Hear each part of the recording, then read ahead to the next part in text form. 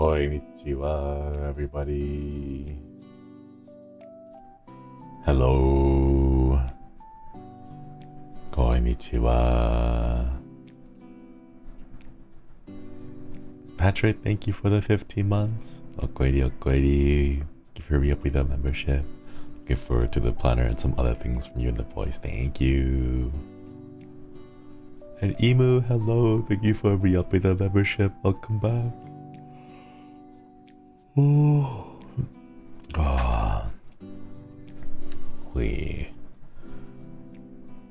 Chat, I almost like overslept. Took a nap. Man. I went to sleep at like 5 a.m. and it was a fun little trip. Yeah. Sakura, hello. Thank you for the 3 months. Okoidi, okoidi. Thank you for re-upping the membership. Yeah. Was it a good nap though? Not really. It was alright, but I'm tired. Did not feel restful. But yeah. It's all good though. All good. I have a bunch of coffee to keep me awake. No wonder why you're tired. Yeah, I don't know. I think at this point jet lag is done. I think like my body's like mostly recovered from jet lag. It's just like the regular flavor of insomnia now. So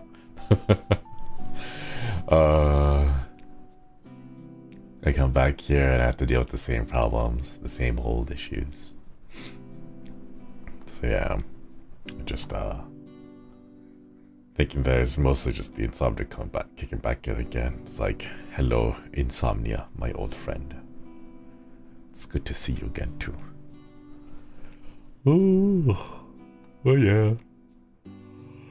All right, chat. Today we're gonna be going over some of the birthday projects that the community have put together. The Koipanians. Yeah. I do have coffee, but it's not like, it's not enough. It's not strong enough. All right, let's see. I hope I set this up right. Let's see if it works.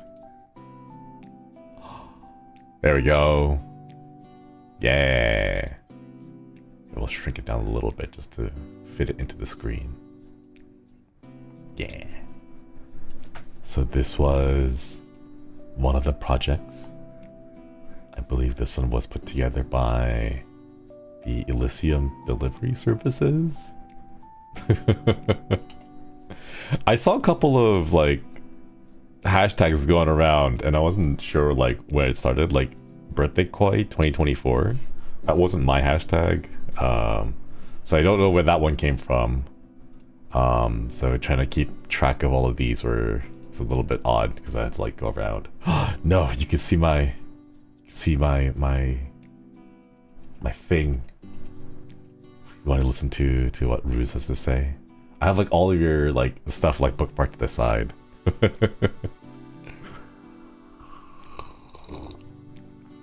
All right, so this one, the first one, Shinri BD2024.weebly.com.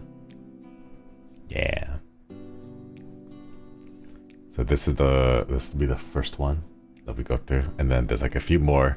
There's a couple of other like these like really cute things that I saw that were like, oh, what? So we're gonna go through all of them. Yeah. Also, the ruse. Oh my god. We know your interest now. No, this is just like the random like, exploration stuff that comes up on the side. It's like, oh, you're a VTuber, so we're gonna give you like VTuber stuff. Also, Steam sale is happening, and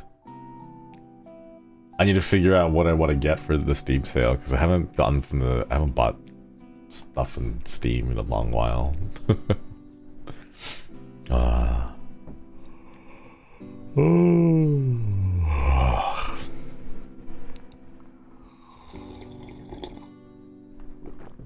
That's right.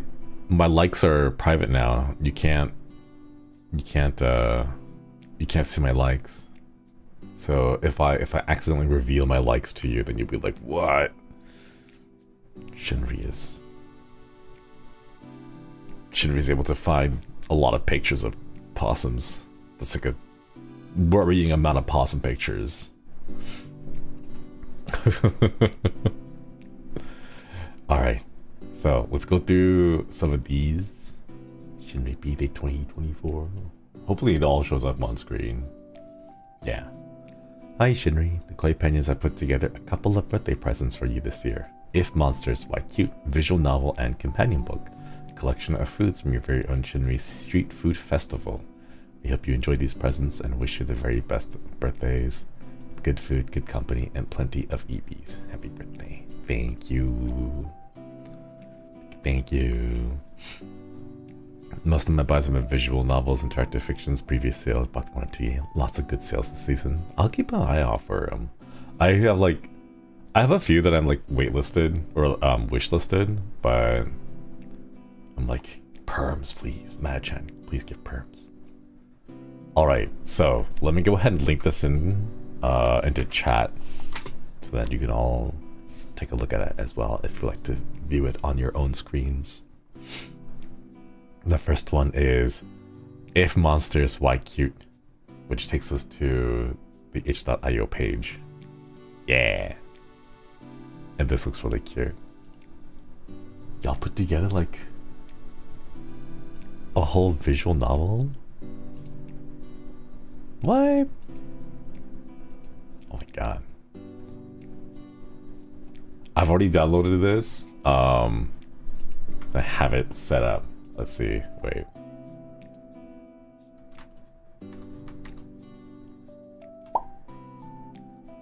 Does it show up? Oh no, wait. Oh, wait. There it is. Yeah. There it is. So we'll check this out too. And then I think we'll go through like half of the projects I can get to today and then the other half tomorrow. I'm gonna hold off on this for a little bit. I want to go through... Oh, wait. There we go. I want to go through this one first. The web viewer for the street food. There's like... Because there's also... I think this is the companion book, I think. Yeah. If Monsters, Why Cute. These are really amazing. Like, this is really cute. This one has spoilers in it, so we're not going to go through this yet. But... Where is it? Okay. We're going to go through these. Yeah. Alright, so first one is Shinri Street Food Festival web viewer. Man. I'm already missing the street food. I'm already missing a lot of food that I wanted to go just like the idea of waking up and be like, you know what, I want to get some food, right? And then you just walk outside and like 5 minutes later you're like down an alleyway and you like see a whole bunch of open stalls. Oh my god. Can't have that anymore though. Alright, let's take a look. Ooh, table of contents, food festival, and guest book. That is so cool. Oh my god. Shinri Street Festival. Man. Oh, the little kois. They chunky. Oh, so cute. Wait, can I zoom in? Oh wait, no. Scrolling just turns pages. Can I zoom in? No, how do I? Oh, that's just full screening. Like, kind of... Oh. No! How do I... I think this is like the most I can get. I don't think I can zoom in any further than that. Magnifying glass. Is it... Oh. Is it in? Okay, okay. There we go, there we go.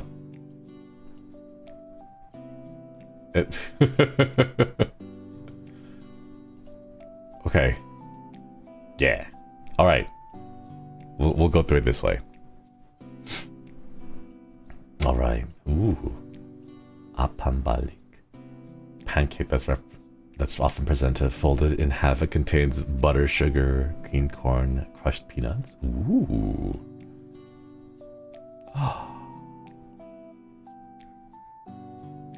Has the different sizes, fillings such as chocolate, Oreo, cheese. That looks really good. Oh. I don't think I've had this before. I want to try. Crispy ones are better. Favorite ones. Ooh, Benico is so cute. Yeah, the little, I don't even know what you would call this. It's not a fanny pack. It's like a chest harness, baby carrier. Yeah, there we go. So cute. Oh, adorable. Artist and writer. New. Thank you. Poutine. That looks really good. Chad, I've actually never had poutine before. I've never had it before. Like, for all the memes and for all the talk about poutine, I've never actually had it. So I'm like curious to know. Like, that looks amazing. That looks really good. Yeah, I've never had it before. Like, these are cheese curd chunks, right? Not to be confused with disco fries. What are disco fries? Poutine can be found all over Canada. 3 ingredients that vary widely: chicken, beef, or mixed gravy. Thicker or thinner fries, chunkier cheese curds, or more melty. Oh, that sounds so good. That sounds really good. Yeah, what are disco fries? Okay, how do I? Man. Wait, who's the artist for this one? Dalaran. Thank you. Oh. Disco fries are fries with gravy and cheese sauce. Ooh. Ooh. Wait, that sounds really nice too. Tempest Mochi. $7 for Mochi and a keychain. $50 for the whole set. 8. Small discount. Nice. 3 mystery charms available with 10 matcha flavor. That's cute. Oh, poor Fudiko. Fudiko just looks so sad all the time. Oh. Adorable. Artist Emu. Thank you. Writer Dalaran. Street food is a riot of sights, smells, and sounds, but if you stop for a moment and listen carefully, you might hear the tinny calls of yoisho, yoisho. Following these rhythmic sounds, you can find the stall selling Tempest mascot shaped Mochi. Their tiny eyes gaze up at you, practically begging you to open your mouth and just bite. I mean, man, I think it's the shape. Like, the fact that they're all so round makes you want to bite them. It makes it so easy to want to bite, just like, because they're like in that shape, you know? Mochi is traditionally made using sweet rice with high starch content, mochigome. During Mochitsuki, a day-long ceremony traditionally held during the new year, mochigome is soaked overnight before being steamed in the morning, pounded with a wooden mallet in a large mortar of stone, wood, or concrete. Man. My favorite, my favorite dango type, the mochi balls on there, was the mitarashi dango. It's like, it's really nice. It's not overly sweet. It's kind of got like a nice mellow sweetness to it, but the little glaze on it, it's so good. Thank you. The ultimate form of cuteness, cute aggression. This stall, mascots have opted to make them traditional. If you venture past the companions manning the stall, you can find the source of the peeping calls of the back. Axolotls working together with Akitos and cultist slimes, wielding tiny hammers which they pound fresh mochi. Wait, I want to see that. That's really cute. I'm imagining like that one scene from Monster Hunter with all the cats, where they like cook food. And bean paste. Oh, I had one of those too, like the sweet edamame paste. That was weird. That was really weird. I don't know how I felt about it, but there's like a sweet edamame paste that you can have on top of your dango, and I probably wouldn't go for a second for that one, but the flavor and taste is interesting because edamame I associate being like a very savory bean, but like it was sweet, so like it threw my head in for a little loop. Moving in tandem with the rhythmic calls, one swiftly folds the mochi dough between another swing of the hammer, each pound in turn bringing the dough closer to its pillowy, sticky texture. I wonder like where they got started? Like who first came up with mochi, you know? This is the question. It's just like there's gotta be like someone who like first came up with it, and they're like, you know what, we got this rice, we're gonna steam it, and then we're just gonna pound it. Just get like a hammer and then just like smash it together over and over again. Right? Someone got bored, but like it's because of that experimentation and the boredom that they like, you know, gave us mochi that we have now. I'm just really curious. Nearby, several flour-dusted magpies of Italian required shaping the colorful flavored mochi desserts. While a group of various tempura decorate the rounded desserts to look like themselves. Each mochi is carefully packaged in maki runes, vesties fly through the air, delivering mochi that has been pounded, shaped, and transformed into the ultimate form of cute aggression. Koi flits patting your hand to get your attention before pointing at the display. Slimeberry. Licorilotl. Licorilotls? Licorilotl? I want to say licorice, but the lotl part is throwing me for a loop. Licorilotls. Earl Grey vesties. Temacha, grape mites, Ubetelian.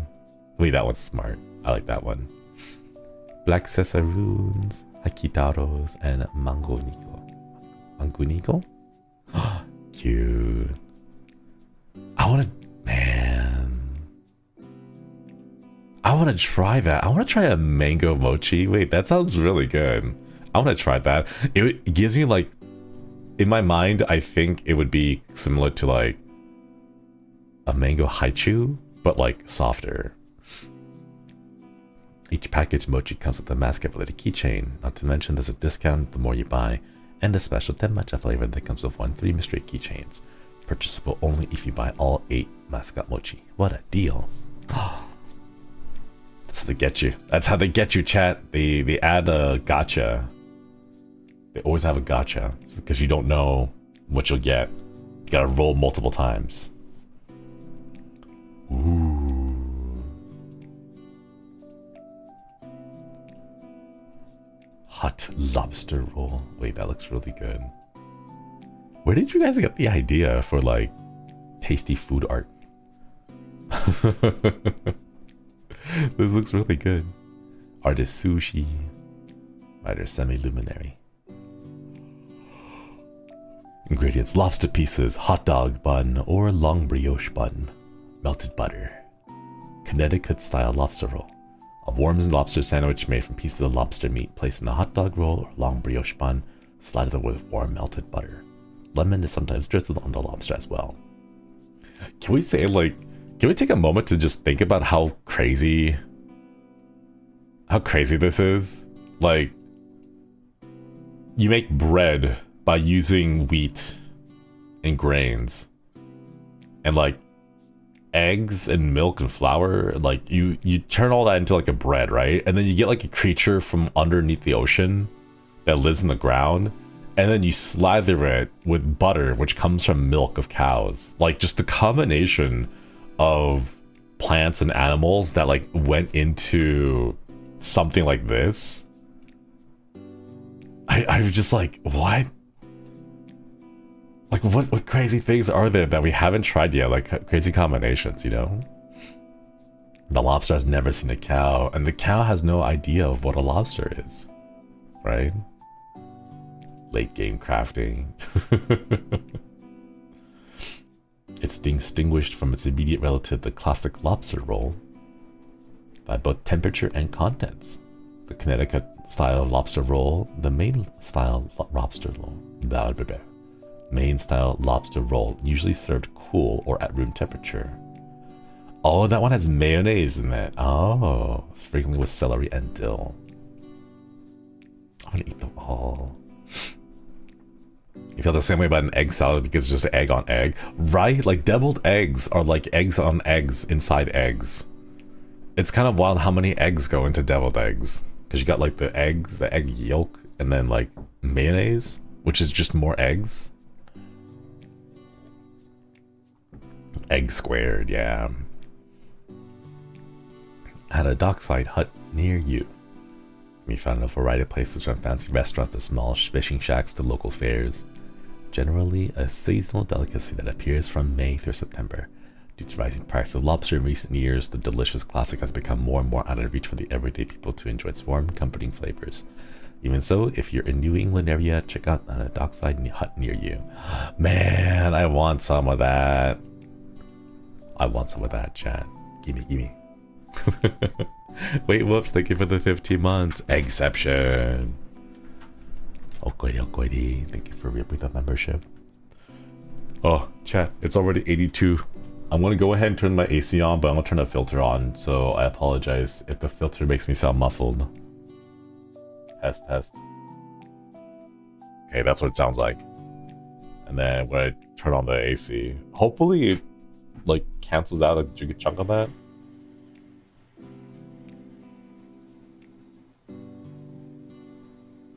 Did it work? I hope it works. I have a filter on now that's like specifically tuned to the frequency of the AC.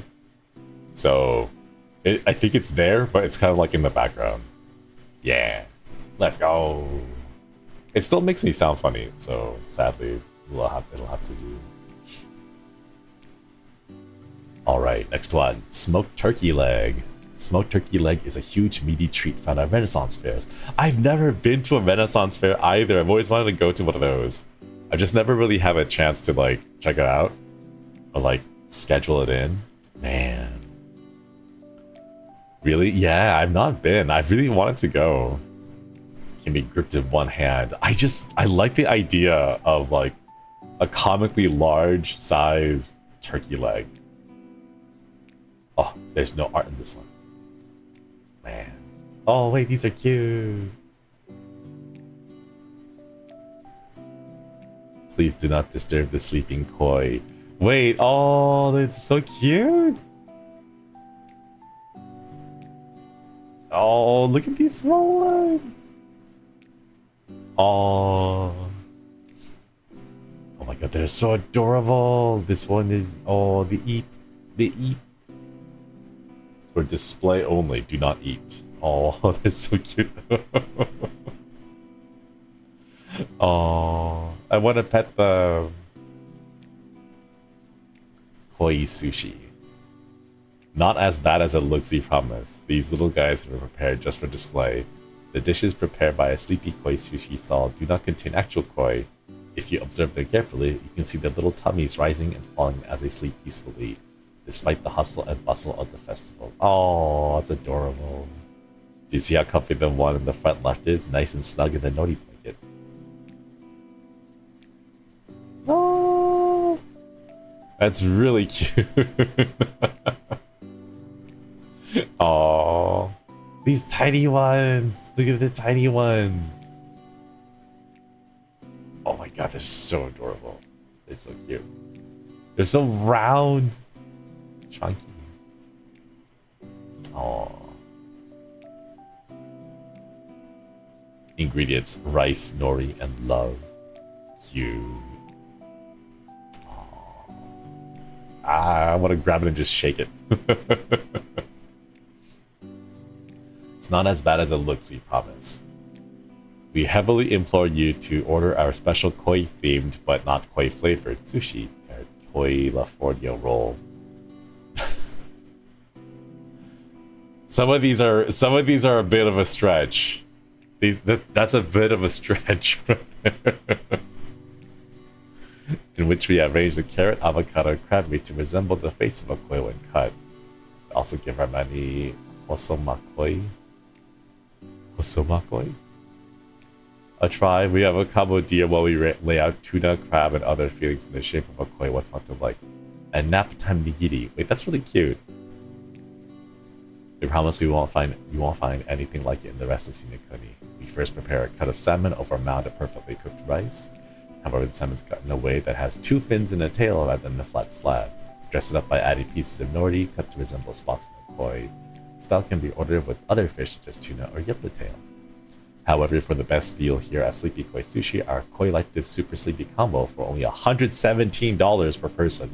You can try all our themed dishes, but that's not all. You'll become eligible to adopt one of the little guys up front. So if you really think those living conditions are questionable, just adopt one. Aww. 117? It's a lot. Fish tacos. Zinokun. Fish taco truck? Question mark. I see the wheels. I see the wheels. As long as it has the wheels to get away from the authorities. Oh, cute. Why are they so chunky? Ooh.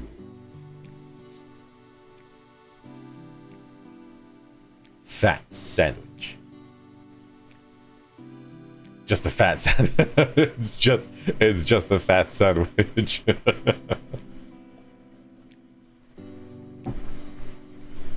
Rider Shaka. The more things change, the more they say the same. It's nice to see giving up the current students without a second glance of someone years away, non-campus for higher education reasons about my alma mater. Because the grease trucks here invented the fat sandwich. What is that? Stretches the definition of a sandwich as its fillings stretch a hoagie bun. Apocryphal carb plague Earl would find difficulty eating one of these with a single hand without making a mess. Even with both hands, the integrity of his sandwich remains suspect at best. The buns are overstuffed and the fluffy crumb is flattened to the point where the bread is practically a glorified glutinous wrap. There's no R in this one. I'm really curious. Wait, a hoagie bun, hero meat, chicken fingers, french fries, mozzarella sticks, other fried fruit. That's a lot.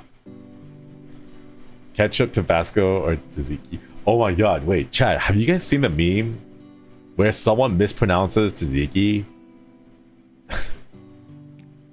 How do they pronounce it? They mispronounced tzatziki. Was it Tizai Kai Zaikai or something like that? Tizai Kai, I think is how they pronounced it. God, I really like. How do you butcher?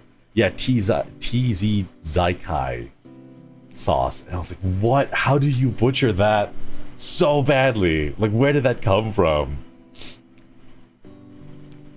Zaikai. Or something crazy like that. Shredded lemons and tomato slices. Let's go. Aww. Cute. They're so happy. I rarely see them this big with smiles. Oh.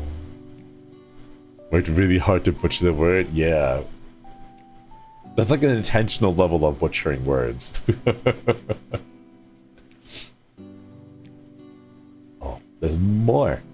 But what stuffing? Base meat of chicken fingers, burger, cheese steak, or heroes, topped with french fries, mozzarella sticks, turkey bacon, onion rings, and more chicken fingers. That's a lot of chicken fingers. Or other fried delights, all slathered in sauce. Lettuce and tomato slices make a valiant attempt at providing some sort of fiber and a non-greasy crunch. They try really hard. Now a fat sandwich where variety contains all ingredients. Mozzarella sticks and french fries remain staples in it. Surely those should be sides, you might protest. The beauty of the fat sandwich is that the flavors marinate together in a hot, rich brass and drums medley that you can kick your feet to. Reminiscent of its bread bowl brethren, the hoagie bun holds up heroically against the onslaught of calories and soaks in the excess sauce and drippings to delicious effect. Man. Yeah, I could go for one. I could go for one. I like my arteries will be screaming in protest, but like, man, I would go for one.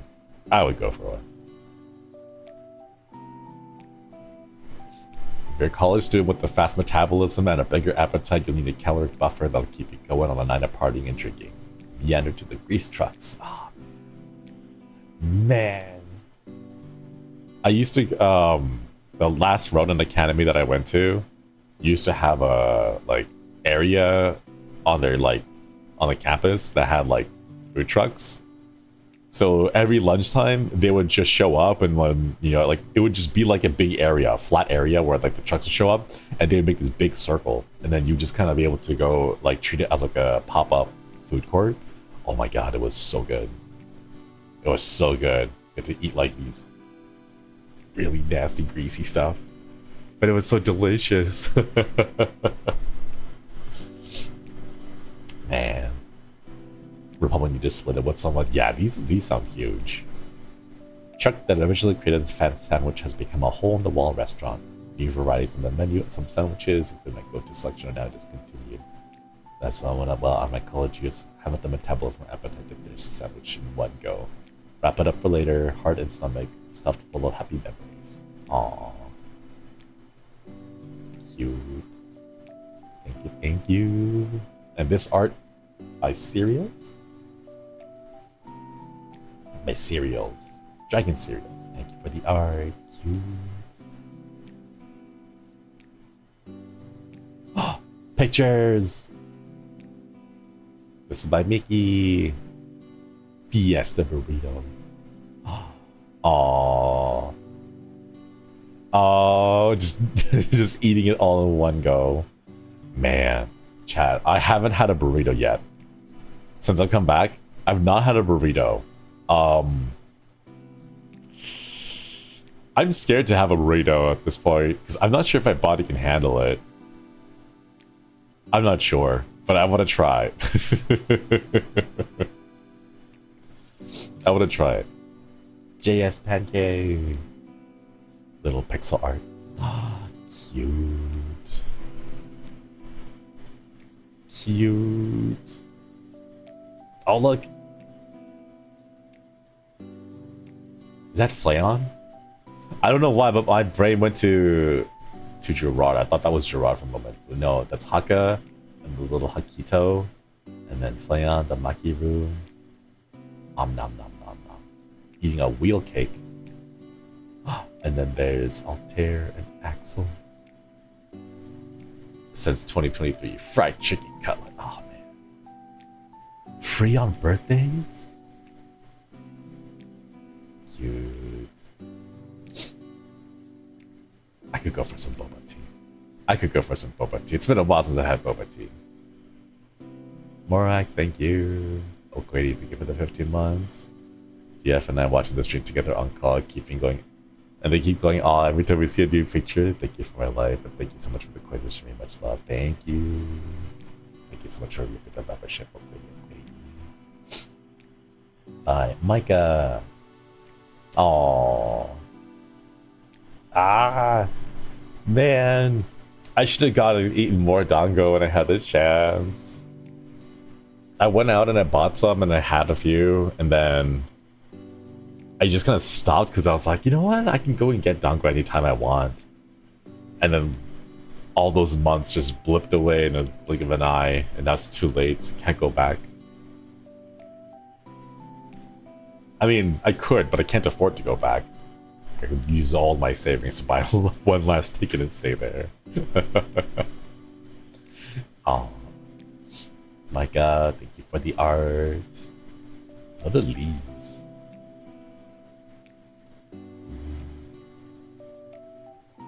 Not right now, at least. No.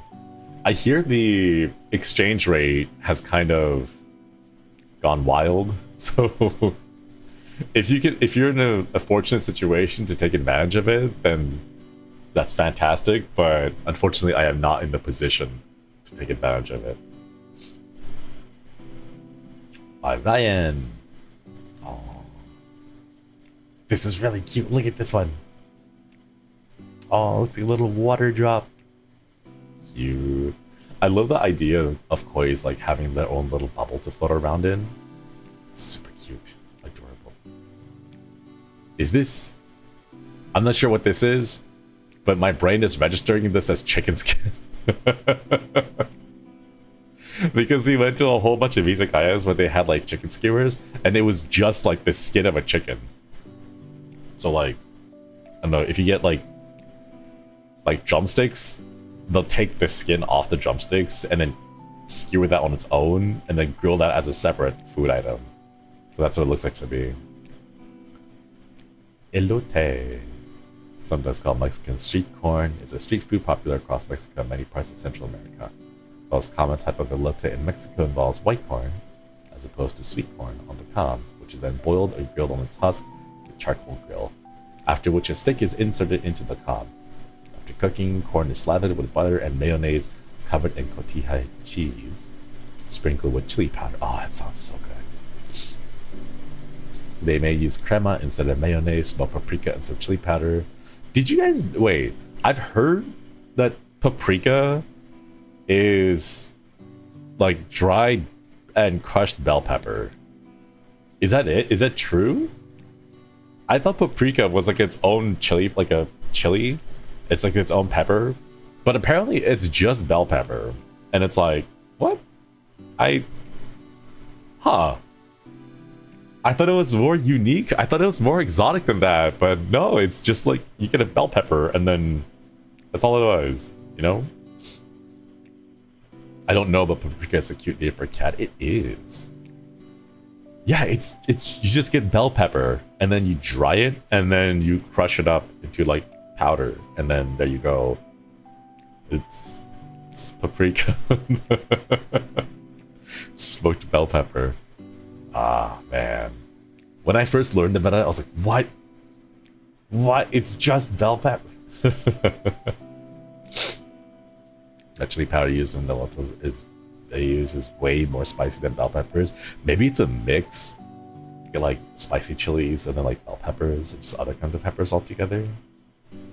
Paprika is the bell peppers here, the fruit name, not the powder. Oh.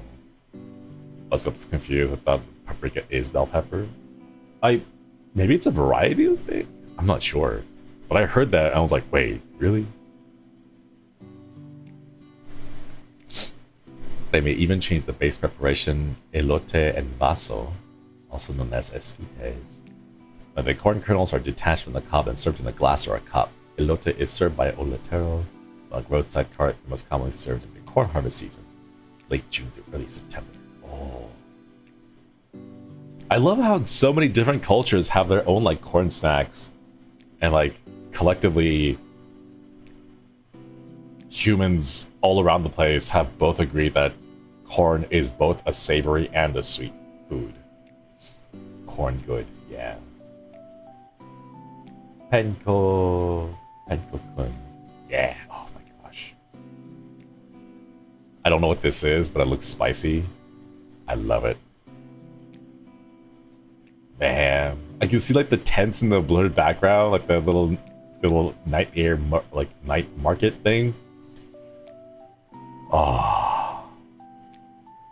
I genuinely believe when you go to these like night market areas, you have to go and get your friends. Like you gotta go with your friends. And the reason why you gotta go with your friends is you have to share the load. Because if you go to these night marketplaces, there's gonna be a ton of amazing food. But if you buy like one, like the smallest serving size is almost always too much for you. So you can only eat like 2 or 3 of the smallest serving sizes, and then you're kind of full, right? So that's why you bring all of your friends. You buy the smallest serving size, and then you divide it up so everyone gets like a taste of it, and you get a little sample of it, but you don't get too full on any one meal. That's how you gotta do it. Food tastes better with friends too. Yeah. Man. Man. Bakso meatball. Yeah, wait, there's... Haka I tried those. They were really good. We had the extra spicy one too. And like that one was so good. The broth was amazing. Man, I want to get some more now, Chad. Let's zoom in. Ooh. Crow of Judgment. Aww. I cannot read the characters, but it looks like Taiyaki. Cute. I still think one of my favorite tweets was the preparation and disassembly of a Taiyaki koi fish that I tweeted up. I thought that was, I was like, man, that's probably like the most clever I've ever been. I was really exceptionally proud about that one. Oh, they're so cute. They float around. It's like looking into a big fish tank. Seeing them all like float around. Oh, thank you for the art. Nita Shinori.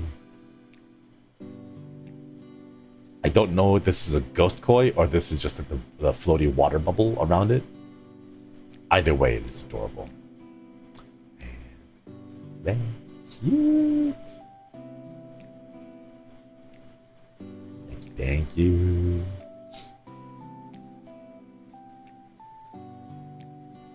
Ooh. Sweet lemony with a hint of ginger. What? Wait, they have faces. What are these faces? What? Oh, candied mandrakes. Oh my goodness. However, haunting the sight of mandrakes' heads may be not afraid of their sweet taste. Candied mandrakes are prepared by skewering mandrake heads and coating them in a boiling mix of sugar and water. Skewer heads are then cooled in an ice bath, resulting in a unique treat of strangely humanoid faces encased within a sugary shell. It's like tanghulu, but with mandrake heads. Wait, chat, did you guys know you can make sweet beets? Like the regular beets, you know? They're kind of sweet because they have a lot of sugar content. But if you like condense the sugar, you can make like, what is it? The thing I think I saw was, you know, melon ballers? They're like the small little metal scoops that you have that are designed to scoop out a single like sphere of a lemon. Oh, not lemon, a melon.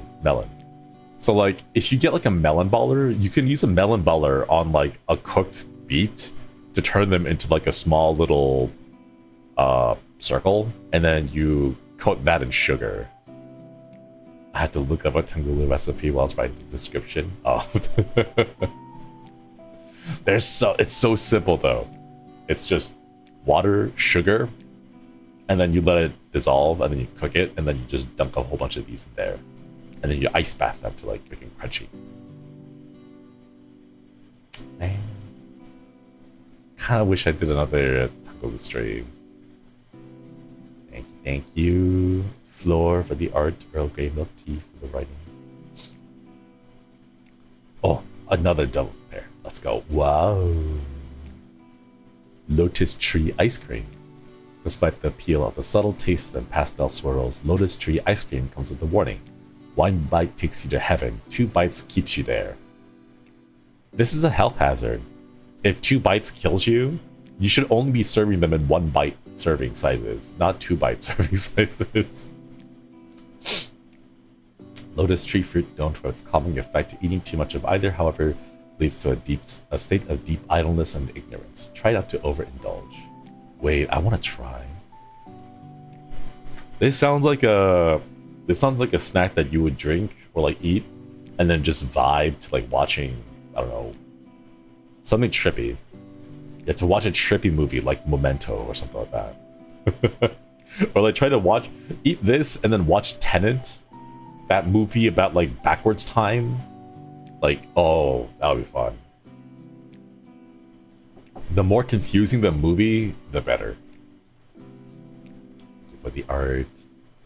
Sounds like an edible. Oh my god, it is just an edible, isn't it? Sweet potato balls. Oh, they're so round. Sweet potato balls. Wait, that's really cute. Look at the little chef. Oh, cute. There's one over here too. Oh, it makes me think of like the. Look at this one. Oh, they're so round. Oh my god. They are very round. I like how like almost all the mascots are round except for the battalion. You have like round, round, round, round, round, sharp, pointy, thin, skinny line, round, round, round. Everything is round except for the battalion. They're just like really sharp and pokey. This one's cute. Crispy skin and chewy texture becomes the perfect fusion of flattened potato starch, sugar, and sweet potatoes mixture. The bite-sized ball-shaped delicacy usually found with cute paper bags among streets. And man, like mascot, like talent, they are round in spirit. Amiki, thank you for the art. Tamasitas, thank you for the writing. Ooh, I want Boba now. I haven't had Boba in a while. Ah. Back in Japan, they had like pre-made Boba, like pre-packaged Boba, so that you could just go and like buy these bags that are already like, or buy these like cups that are like already pre-made Boba. And they didn't have like tapioca pearls because I think they used something different because the pearls were inside the liquid already, but they weren't like soggy. They still had like a little bit of chew to them. So I think they were more of like a jelly thing, but like, oh, it was so good. But I got scared about eating boba because I saw a video. They're like, oh, this one person ate a lot of boba and then they developed gout, I think. The arthritis thing where you have like crystals growing inside your joints. And I was like, ooh, I don't want that. I don't want crystals growing inside my joints. So I want to avoid boba. In fact, any kind of crystals growing in your joints is pretty bad. It's the same reason why I drink so much water, because I'm deathly afraid of kidney stones. Like that's why I drink so much water. Because I don't want to risk ever having a kidney stone. I can't. Like I've heard enough horror stories, and it's like, nope. I'm gonna make it a life goal. Doesn't matter what happens, as long as I get through life without ever having a kidney stones, I'm gonna consider it a success. If you eat too much of it. But that's the worry though. My worry is I don't know how much too much is too much. You know? Like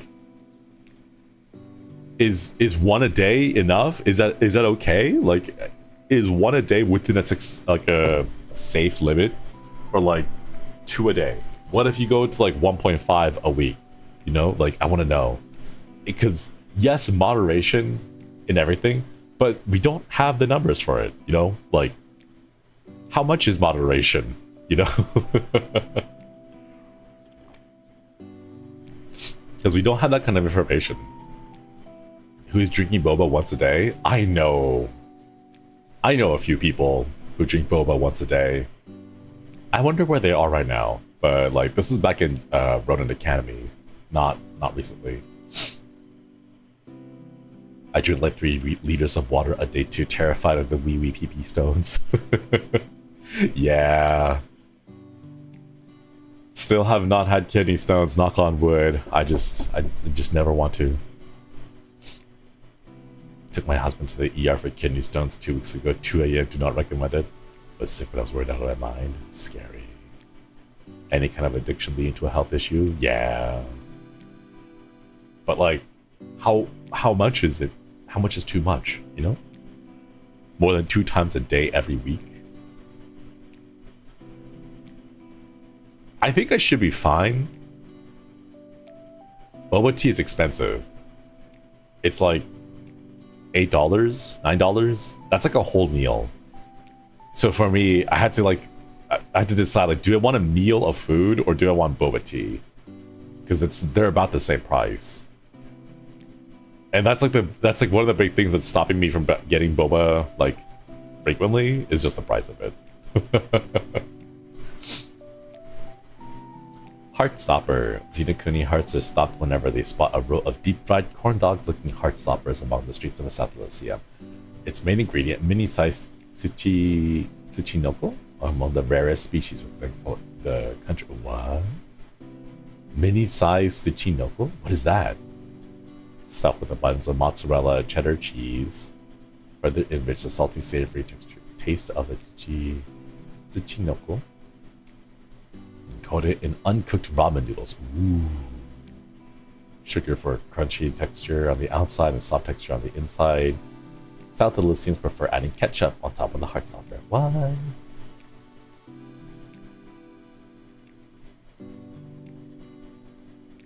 That looks really good. Oh, it's a flat snake. Oh, is that what this the little curly tail? Cute. God, I want to eat the snake yokai. Oh, wait, no, I feel bad now. It's a yokai. Do I want to eat a yokai? I want to try one, but I would feel bad if they're cute. They look adorable. Flat snake. Wait, I want to know what a flat snake looks like. Ooh. Spicy Thai boat noodles. Oh my god.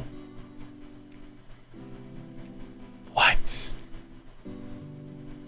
Look at the detail on that. Oh my god. Oh my god, look at that. The little peppers in here. The star anise. A little koyo. What's going on here? This was like reaching out to like, save me. Oh, wow, that looks so good. Oh my god. Oh my god, that's amazing. And the eggs, look at the runny eggs. What the heck? God. There's something about like Japan and how they're able to like perfectly get runny eggs every single time. Like even the eggs they have like packaged up in the konbini all have like that perfect runny texture. It's so good. Runny eggs are life. Spicy Thai boat noodles. Locally known as kway teorua. The dish can be found in most restaurants in Thailand. This dish, however, was originally served by one-man merchants along the canals of Bangkok. No longer selectively sold by the water, spicy Thai boat noodles remain living up to its name by being traditionally served on a boat-like dish. Oh, cute. Do not take the word spicy lightly. Be prepared for things to heat up with a sip of the rich broth. Each bite you take will introduce your palate to a burst of different textures and flavors from the various meats and vegetables. Noodles complement each of the ingredients perfectly, and you'll finish the bowl before you know it. That looks so good. Oh my god. Man, I'm kind of hungry now. I would get the noodles and then like wrap up a piece of meat with them and like top it with some of the grains. Oh, that looks so good. Pairing the dish with an ice cold oilan makes for a perfect meal. Drink is known as Thai iced coffee and is very popular across the country. Not only refreshing, but it's often described as a smoky due to highly roasted grains and seeds. Ooh. That looks really good. Via, hello. Thank you for the art and Stormfall. Thank you for the passage. Ooh. Another food I can't eat due to the spice intolerance. It looks so yummy though. No. Gotta power through it though. You can train your, well, I don't know sure if you can train your stomach, because I've been trying to train my stomach back again and it has not worked. But I still love spicy food. The quite a little fish balls are so cute. Oh, this one's like just trying to like use its fins to climb out. Oh. I want to know if you can make like koi colored like boba pearls now. Yeah. Happy birthday, Shinri. Thank you. My birthday was last week, but travel plans got in the way of things. Ooh. So we're going through some of the projects today. Helps eat lots of fiber and cruciferous vegetables along with it. Yeah, fiber is always good. I ordered some fiber pills. Well, not pills, they're gummies. But they have like 5 grams of fiber per gummy. And let me tell you what, chat, it does work. It's really good. Getting those like big chunks of fiber instead of like the tiny ones. I know they have like fiber supplements, but the fiber supplements are like 300 milligrams of fiber, and it's always like a very tiny amount, and it's like, no, you need more. You need more than just a couple milligrams of fiber. You need like full-on grams, you know? So like, whenever you guys do eat fiber, please make sure you're taking enough, because you only have a few, and it's like, it's barely a gram, then it's not really doing much, just adding calories. Taco Bell does have great amounts of fiber in it, though. Beef suya kebab, popular street food in West Africa. Ooh. Believed to have originated in northern Nigeria, but has spread through Nigeria into neighboring nations. Beef suya kebab involves beef which is thinly cut, skewered, and grilled. It is rubbed with the suya spice, also known as yaji spice. Ground peanuts, cayenne pepper, ginger, onion powder, garlic powder, cloves, African nutmeg. Ooh. That sounds so good. That sounds amazing. Kebab is often spritzed with lemon juice. Man. Oh, the poor little coins, too spicy. Oh. They all look so squishable. Oh man, they're so cute. I could go for kebab too. That sounds really good though. Peanuts, cayenne pepper, ginger, garlic, onion, cloves. Man. I wonder what they use for a binder. Ooh. Ooh. Because I know like for like cuts of meat, some people use like mustard. They like slather the meat with mustard first, and then they put on the dry rub. Because if this is all dry powder, then it's like, how do you keep it stuck onto the meat when you cook it? Artist is Starmite. Writer Semi-Luminary. Cute. Thank you. This is a pork coido. Oh, so cute. Little pats. Alright. Quack. Vanil. And South Elysium street food made from either chicken eggs or quail eggs dipped in orange colored batter then deep fried. Typically served with a sweet sour sauce, but they can be dipped into the classic fishball sauce, vinegar dip, or their spicy variants. According to local legend, Quack was born when a balut vendor spilled her merchandise. She peeled off the shells of her remaining balut, fertilized developing duck embryos, and wrapped them in flour and fried them, not wasting them. Oh, ingenuity. Fun fact, the name Quack is led to mean bird chips. Oh. Is that Gerard's crown? I'm not sure what is Gerard's crown doing there. It's just on an egg. The tiny. Had these last week, they taste like childhood. Aw. There's oh gosh, what was it called again?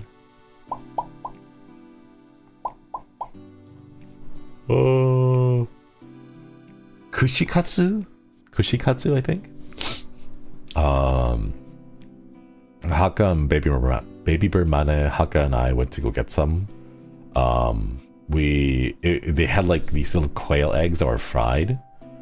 Oh my god, it was so good. The batter that they use is a really light batter, so I figured this one would probably be like a thicker batter. Yeah, because it's deep fried. Ooh, I'm gonna try. Oh, it's a dino egg. It's kind of small. I mean, That's an average sized egg. I'm sure the egg has great personality. Don't worry, Gerard. Yeah, it's average sized. Man, I'll thank you for the art and the passage. What is this one? Octaho? Octaho? Ooh. I don't know what this is. Is it jelly? Is it carbonated? What are these little like, circles? What are the little spheres? Originated from a foreign land, Octaho is known as Tahoe. Adapted by South Elysians, became a popular sweet snack sold all over the South Elysium. Made of soft silken tofu. Oh, it's tofu. Tanjiro Kamado, hello. Happy birthday, thank you. Okoye, thank you for re-upping the membership. Welcome back. A brown syrup called Arnibal and sago pearls. Ooh. This sweet snack is sold anywhere South Elysium by street peddlers. Peddlers even sell outside of towns under the blazing sun, sultry sands of the Badlands. Other places of South Elysium, Octaho is given for free by a small puppet peddlers in red and blue, only if they're within town hall grounds. Oh. Little puppet peddlers. That's cute. Man. I want to try this. A tofu drink? I've not had a tofu drink. Because tofu has always been considered like a main dish or like a side dish for me. It hasn't been like, or like, I have not experienced tofu as a beverage.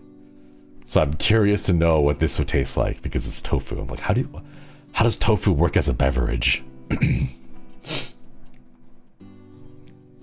Ooh. Oh, this looks like it's a photo. It's sweet and soft. Usually brown sugar syrup. Oh. Soft silken tofu and quite sweet. Often eaten as a dessert. I think a lot of foods can be eaten as like a meal or a dessert, right? Like soy milk. Yeah, this looks like a photo. But oh, that looks so good. Oh, that looks so good. I would dump all that in there. I don't know if that's a lot of garlic or not. Paomo? Paomo is a very popular food in northwest China, especially in Xi'an. I'm sorry if I mispronounced that. You can have Palmo for breakfast, lunch, or dinner. Since Xi'an is a touristy city, Palmo restaurants you can find on main streets are usually not authentic enough. If you want to try authentic Palmo, ask a local friend to find Palmo restaurants frequented by locals on the old streets. Lamb broth. Oh, it's lamb. Oh, lamb broth. Wait, that sounds really good. Lamb is delicious. I want to go for some lamb. Man. That looks good. Thank you. Wanted Chimera. Take your time with friends to enjoy this palmo. Usually made with chunks of mo, mysterious lamb broth where no one knows the recipe, sliced lamb, cellophane noodles, sugar, garlic, chili sauce are common side dishes. Beef is optional if you don't like the unique flavor of lamb. 90% unleavened flour and 10% leavened flour. Only locals know this secret recipe. Wow. Sugar garlic is marinated with sugar, white vinegar, and young garlic. Chili sauce marinated with chopped fresh chili peppers, salt, and baijiu. Oh my god. Oh my god. It just reminds me of Axel, because Axel was going around just like drinking baijiu with just a whole bunch. He would keep saying it over and over again. To Chimera, thank you for the 4 months. It's really good. Hope you can try someday. I hope so too. I hope so too. Thank you so much for re-upping the membership. Yeah, Axel's just like, hey, you gotta take shots of baijiu. And just like, no. Oh my god, I remember that night. That was the night when they just drank a whole bunch and then it just took off. And then I was like, wait, no, I had to buy a ticket. Because I didn't have my IC card yet for the train. And of course they were completely smashed and they just went off on their own. And then I took off and I went back home. And then Haka had an adventure where Axel was on all fours on the ground suffering because he just kept drinking Baijiu over and over again. And that was a fun story. That was great. Japan was a fun time for all of us. Tearing it the most important part of enjoying Palmo. Chunks of will not be able to absorb enough broth if they're too big, or lose chewiness if they're too small.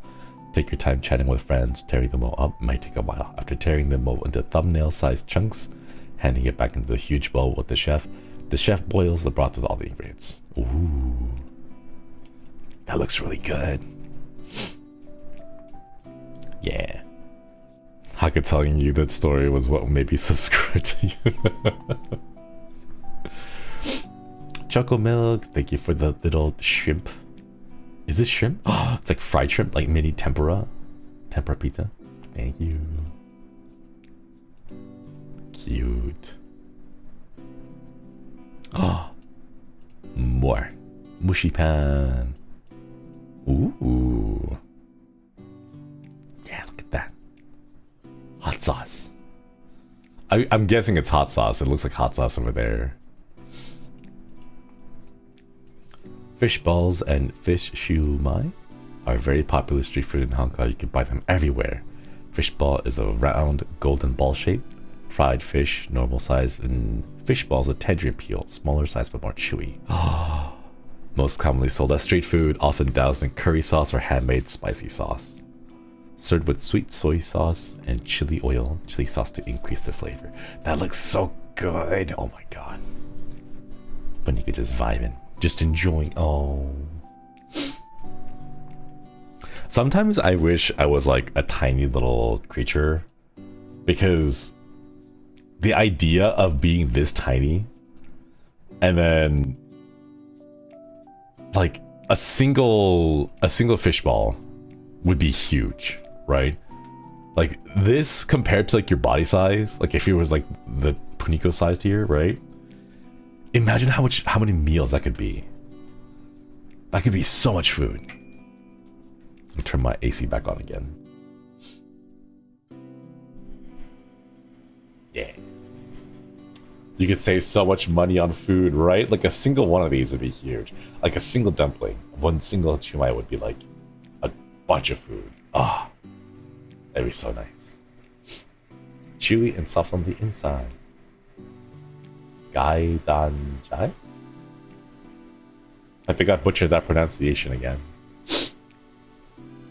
Golden colored eggs arranged neatly with the honeycomb shape. Crispy on the outside, chewy, soft on the inside. Grilled over a charcoal fire. Ooh. When you pass by the snack shop, you'll smell the yummy aroma. Nowadays it comes in different flavors such as chocolate, matcha, cheese, mochi, some even with ice cream. Ooh. That looks really cool.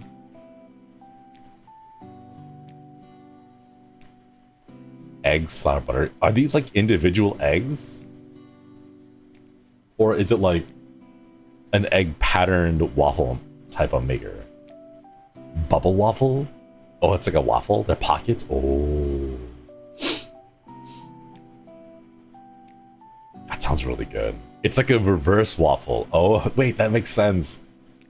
It's like a reverse waffle. Egg pattern reverse waffle. Wait, that sounds really good.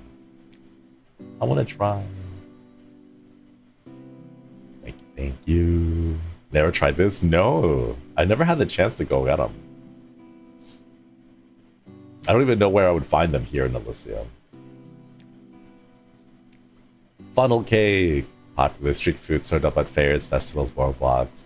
Made from a liquidy pancake batter-like dough poured through a funnel into boiling oil, which gives its unique nest-like appearance. After the dough is removed, often covered with powdered sugar, sometimes berries, or chocolate syrup as applied instead or in addition. Funnel cake was one of the first North American original fried foods to be created.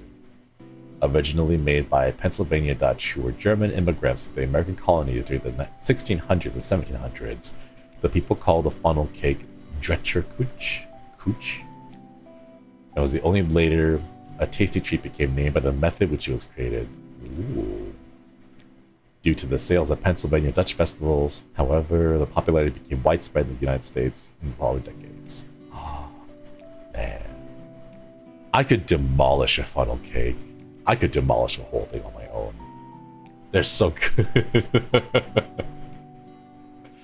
I haven't been to a fair in such a long time. I would love to go again. When was the last time I went to a fair? I can't think. I don't remember when the last time it was at a fair. I can literally smell funnel cake just by thinking about it. Oh, it has such a nice smell to it. So good. So good. Hong Kong afternoon tea. Influenced by the UK, afternoon tea has become one of the important cultures in Hong Kong. Deep fried chicken. Red bean ice and egg tart. Ooh. Chicken leg refers to the chicken leg quarter. Oh, nice. Deep fried chicken legs are not pre-fried. They are only fried when a customer places an order. It takes around 15 to 20 minutes. Literal translation, deep fried raw chicken leg. Crispy on the outside, juicy on the inside. Doesn't have any special seasoning, simple salt and pepper are enough. Wait, like freshly deep fried chicken. Wait, that sounds really good. Soy sauce chicken leg, marinated chicken legs are more common nowadays due to various reasons. Ooh. You can find cha cha tang. Combines red bean dessert soup, sugar syrup, and evaporated milk. Sorry, Chad. Wait. You can imagine it's like Japanese soup one, but not as sweet. And in soup form, evaporated milk can make it creamier, take it more like a drink than soup. Ooh. Egg tart. I think I've had a few of those egg tarts before. Egg tarts very popular pastry. You can find it in local bakeries. Egg tarts are enjoyed worldwide nowadays. Egg tarts come in various flavors: chocolate, matcha, durian. I've never had other flavors of egg tarts. I've always had just regular egg tarts. I've not had a chocolate. I feel like chocolate would taste interesting. It'd be like a creamy chocolate because you got the creaminess from the eggs. A durian egg tart. I would try it. I would 100% try. Have you seen them? No, I haven't seen one. I don't even know where I would get these egg tarts. Tomato boy, thank you for the art. Wait, let's zoom in and see some of the details. Oh. This has the huge small one in the back. Durian tart, you like it? Oh, I wish I could get a chance to try it out. Water ice. Wait. Water ice? Mid-Atlantic coast, US. Water ice is a cool, sweet, ice-based dessert that's particularly popular in Philadelphia metropolitan area and Maryland. What? Combines water, sugar, and flavorings of... Oh! Freezes them while agitating or grinding them. Resulting product is a coarse, icy dessert, rougher than sorbet, with ice granules smaller than those of shaved ice, but larger than Italian ice. Water ice flavors are typically fruit-based, with cherry, lemon considered as the traditional flavors. Other fruit flavors like strawberry, mango become more popular. Water ice stands in stores open in spring, stay open throughout the hot East Coast summer. Shaved ice? I think it's shaved ice, but it says it's ice granules that are smaller than shaved ice, but larger than Italian ice. So it's like somewhere in between shaved ice and Italian ice? What's Italian ice? I'm not familiar with Italian ice. It has small granules? So it's not like... It's not shaved? It's like crushed? How does it made? It's still shaved ice? Sludgy feels? Maybe. I want to try. One water ice variant from Philadelphia is known as gelati. Has a layer of water ice and frozen custard, another layer of water ice. Flavors of water ice and gelati can be the same or different, leading to a variety of customizable combinations. Ooh. It's like pureed ice. Oh. Kind of like a slushy or like a slurry. I would like to try it. I would try that. Hey Juan, Sunny Luminary, thank you. I wonder where this came from. Dragon Tail. Dragon Tail carrots. Oh. Utopia countryside. Maroon carrots, beef broth, mustard seed, and honey. Dragon Tail carrots are a welcoming, safe retreat with pleasant warmth due to the stewing process and unique look. They are seen at roadside stands at farmers markets in the Utopian countryside during the height of the carrot harvest season. Made from maroon carrots that have been stewed in beef broth with mustard seed and honey until moderately soft in texture. Sometimes rosemary and thyme is also included in the stewing concoction. Once the right texture has been reached, a wooden skewer is then placed in the end for easier handling and eating. The carrot is then lightly pressed into the grater and given shallow cuts with a paring knife to give it the appearance of dragon scales, which is slathered with butter and sprinkled with cinnamon or smoked paprika. Wait, that sounds really good. I wanted to get into the habit of like cooking vegetables. I hear that you can make carrots super sweet by like, you have to boil the carrots first and then you bake the carrots, but you bake them in like butter so they get like really nice and tender. But you also want to caramelize the sugar that's on the inside of the carrot. And it's just like a carrot, like it's nothing else. You don't have many other ingredients. It's like just carrot, butter, a little bit of salt, and like the natural sugars of the carrot caramelizes. And it's supposed to be really good. And I've wanted to try that. Yeah, slow roast in a neutral oil. I've only seen it though. I've never tried it before. I don't know how long it takes to make it. I want to try though. That's a lot of effort though. I wonder how much work it would do to like carve up like little scales of the carrot. I want to try one of these days. Ooh. What is this? Ooh. I'm not sure what these are. What is this? Copo, patacones, and Galeta Suiza con dulce de leche. Obleas. Huh? I think I'm like butchering all of them. Located in Central America, lies the Republic of Costa Rica, rich coastal country abundant with natural resources, known for its tasty delicacies. Though the country still has traditional dishes, that have influences from other Spanish-speaking countries such as Colombia and Spain. Oh,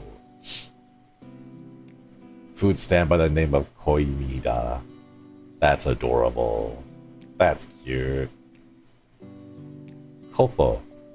Refreshing and delightful. Copo's take is Costa Rica's take on snow cone. Ooh. They do? Ice cream shops order a snow cone with different ingredients added to it. The nickname Churchill was given to the dessert by the local vendors simply because he resembled the British Prime Minister at the time. Other names goes by granizados, piraguas, and raspados. Copos are enjoyed by people of all ages, can be sold by vendors pushing a cart at the beach. Wait, I want to try those. Patacones, tasty fried delight. Green plantains are cut, fried, flattened, and then fried again. Oh, that's what these are. I don't have that much experience with plantains. I like know of them and I know that they exist, but I've never really, I don't think I've eaten enough to like be aware of plantains.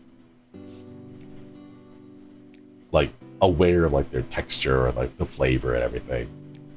Can be eaten as is or toppings such as chimichurri, ceviche, and even beans. Pair well as a side dish to other dishes or be a meal on its own. Hearty toppings, meats, beans, cheese, and fish. Wow. Other name for this savory treats are tostones and fritos. Galleta suiza con dulce de leche. Also known as obleas. This thin wafer cookie sandwich is a sweet delight among the kids. Wafer dessert that can be found in other parts of Latin America. Ooh. I'm guessing that's this one over here, the wafer. Plantains are like a banana almost in flavor and texture. Are they like not as sweet, right? There's like more starch or something. I know like the plantains are like, you prepare them differently than bananas because the way their like chemical compositions are. Yeah, more fibery. Buena comida y compañía es pura vida. Hoy mira slogan. Good food and company is pure life. Pure life is Costa Rica's unofficial slogan, symbolizes happiness, simplicity, and cheerful outlook in life, used as a greeting or to express that everything's good. Aww. Cute. Thank you, CA. I want to eat everything. Plantain like cassava. I think they're different ones. In terms of like sweetness, so it's like bananas and then plantains and then cassavas, I think.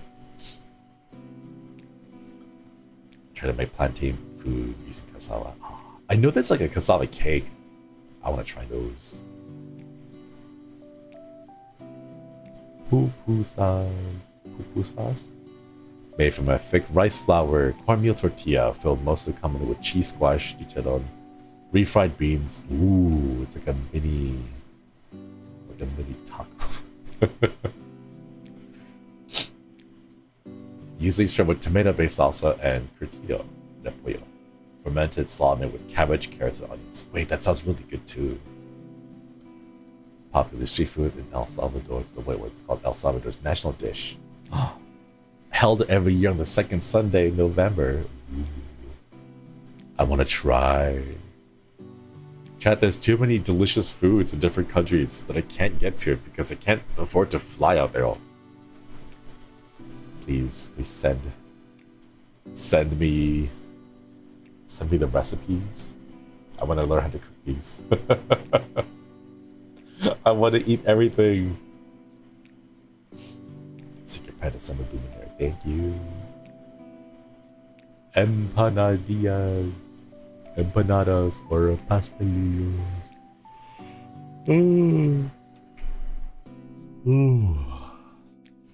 Sorry, Chad. Keep yawning. Pancoaco. Empanadilla is a fried turnover with the flaky shell. Near thin circular dough stuffed by sealed by pressing folded edges with a fork, then baked or deep fried. I could go for some of these too.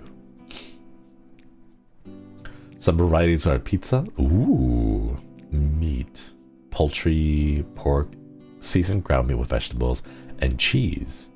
There are also guayaba empanadillas stuffed with guava paste and sometimes cheese. Oh, that sounds really interesting. I don't know what that would explain or what that would taste like. Like guava paste? Like the fruit? So it'd be like a guava turnover?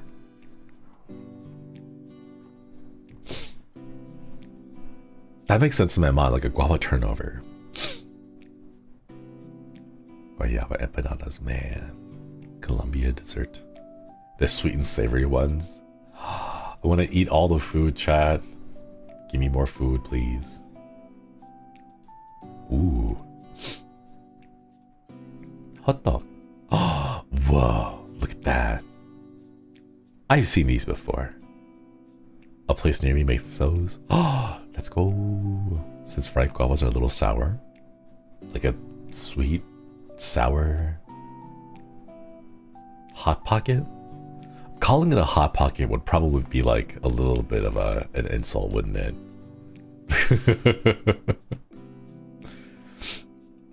Hot dog is a sweet, stuffed Korean pancake, unlike traditional pancakes made from leavened liquid batter.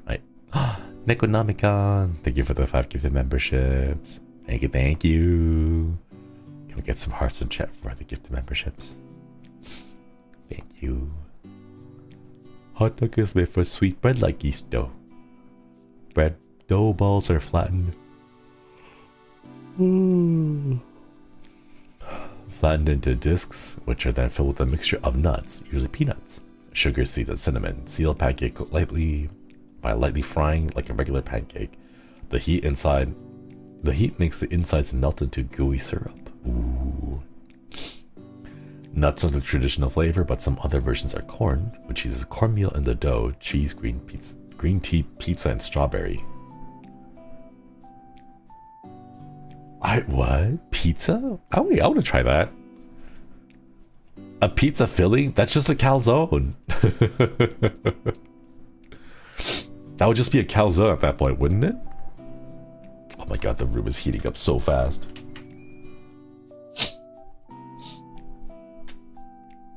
The stream made me so hungry. Oh, I'm hungry too. What are these on? Bariguitas? Bariguitas? Bariguitas de Villeja. Ooh. Aww. Made from a thick batter of eggs, flour, cinnamon, salt, sugar, baking powder, canned or fresh pumpkin. Oh, pumpkin! Oh. Spoonfuls of batter are deep fried in oil until they're golden brown, rolled in sugar. Oh. Translates from Spanish to old lady bellies. They say they are named that because of the round, wrinkly shape. They are eaten as a snack and very tasty. Wait, that sounds really nice. Yeah, like a pumpkin. I could go for some of those.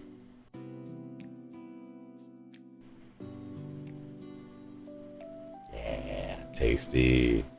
Thank you. Oh, hey, look at that.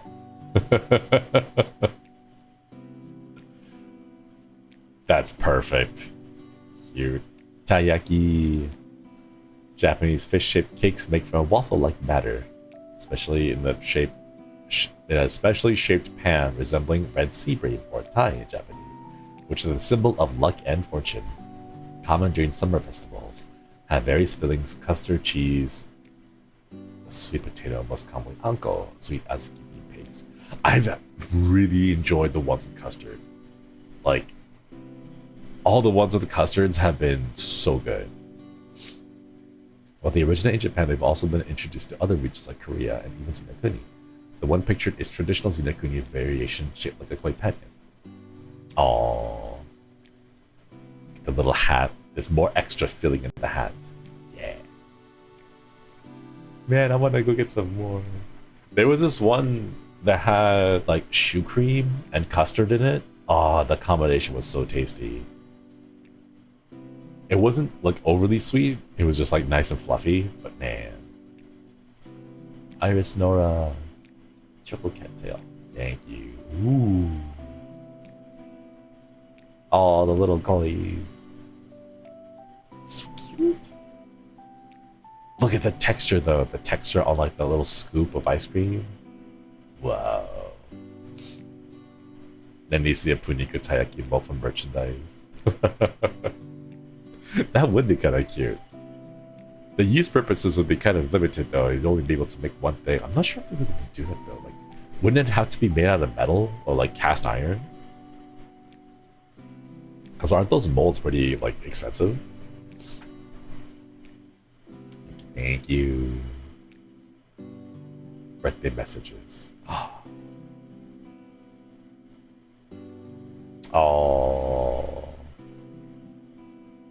Oh. Cute. Oh my gosh. How many are there? There's so many. Okay.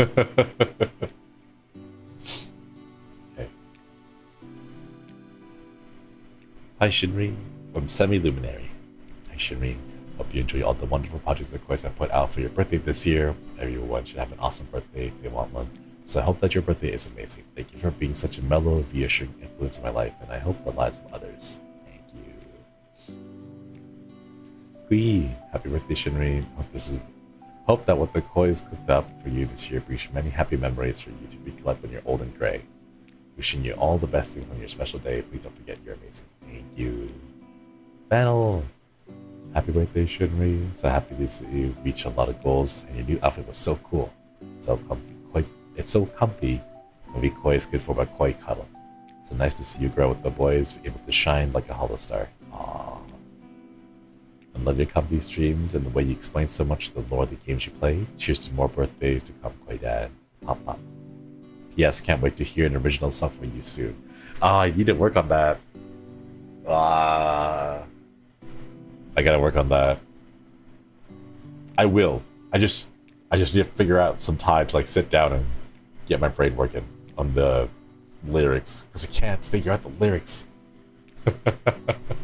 But I do want to have at least one original song sometime in the future. But baby steps, one at a time. Kale, happy birthday. It was such a pleasure to meet you earlier this year at Anime Impulse, Southeast Asia. I forgot to mention that I was flying to Southeast Asia. There was a crying baby at the TSA checkpoint that I called with the Puniko plush. Let's go! Nice! Yeah, Puniko has magical powers, can make a baby that cries calm down. It was such a wholesome moment and I wanted to share with you. Among other things, I forgot to say to you, thank you for being a Holostar. Your streams are comfy and I love how you explore the lore, especially for the horror games you play. I will always support you. Cheers for another year around the sun. Thank you. Let's see. Okay, so shows up. Wow. It's a weird feeling, chat. It's a very weird feeling. I'm gonna be honest. It's odd. This is like my second birthday now, and it's just like that feeling is like it's two birthdays here so far already. Like what's the third one gonna look like? What's the fourth one gonna look like? What's the fifth one? Like it feels weird, you know? Like time is passing by much faster than I thought it was. I don't know how I feel about it. On one hand, it's like, oh, that's cool. And on the other hand, it's like, oh man, it feels very fast.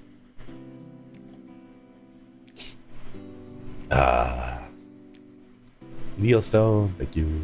Happiest of birthdays to you. I know things are busy, but I'm super proud of everything you've accomplished this past year. It's such a joy to call myself a companion and you my Oshi. Thanks for spending another birthday with us. I hope you love all the gifts the Kois have prepared for you. Thank you. Tamasitas. Happy birthday, Shinri. Really happy that you have found your happiness and place in HOLOSTARS. And I'm happy to be able to know such a beautiful soul at the same time as I am. Always know that you are loved and cared. Thank you. Thank you, Tamasitas. Send Puniko into space? I feel like that would be very expensive.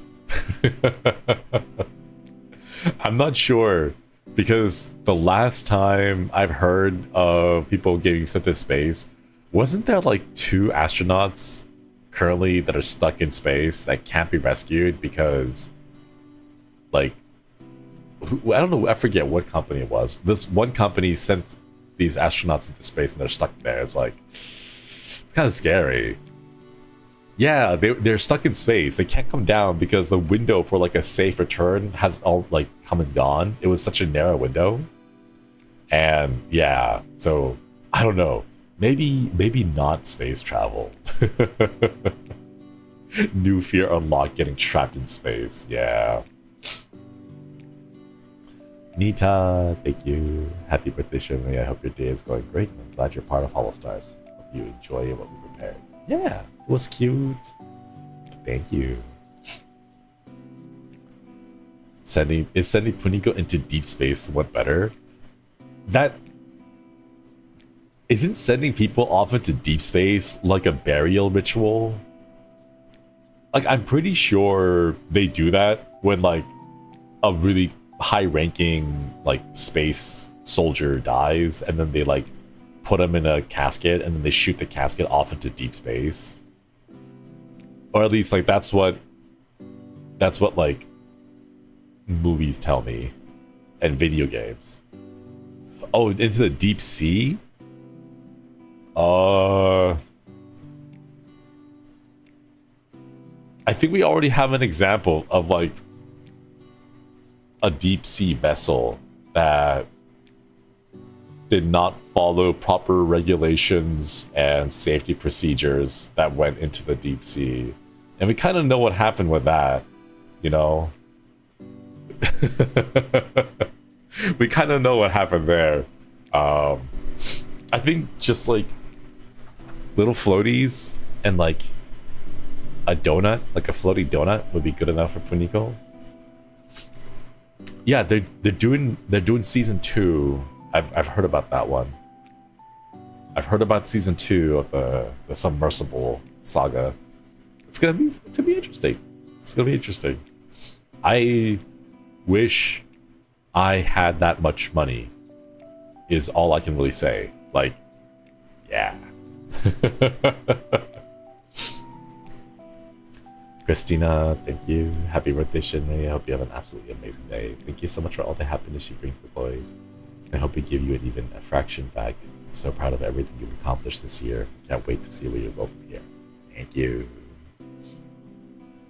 Sky Limit Art, thank you. Happy birthday, Shinri. Hope you have an incredible birthday full of joy. Thank you for all the wonderful streams and memories so far. I look forward to continue to support you the coming year. Let's go. Thank you, thank you. I want to do more, but man, I just need more time in a day. I need more time, chat. How do we get more time? Does anyone know how to get like a time machine? I need like one of those hyperbolic time chambers. That's what I need, chat. Give me like 2 hours in a hyperbolic time chamber, but that's like the equivalent to like 2 months. And I will probably sleep for one of those months. But then the other month I'll use like productively. Nan, hello, thank you. Happy birthday, Shinri. Thank you for the wonderful memories of the past year. Wish your journey through the upstream ahead be filled with smoothness for you. Congrats for your 3D. Thank you. Sacrifice more billionaires to the sea gods. But you eat at 5 a.m. I do. I can't help it. Like, I can't fall asleep. Insomnia has hands. Oh, man. Nolan, happy birthday, Shinri. Hope you have a wonderful birthday. Congratulations for the 3D. Thank you so much for the happy memories. I'll always be here with you along with the journey you've made and you'll make. Love you so much. 앞으로 오래오래 우리 오래오래 함께 해요. 사랑해. Cute. Thank you. Got hands and feet. This is true. Insomnia does have hands and feet. Ellen! Shinri Yongchi, can't believe it's your birthday. Thank you so much for bringing me so much comfort and goofiness in what you do. Really makes mine and others' lives so much fun. Also, congrats on your 3D. I'm so proud of you. Let's keep creating more memories together. Let's go! Oh, we need to make...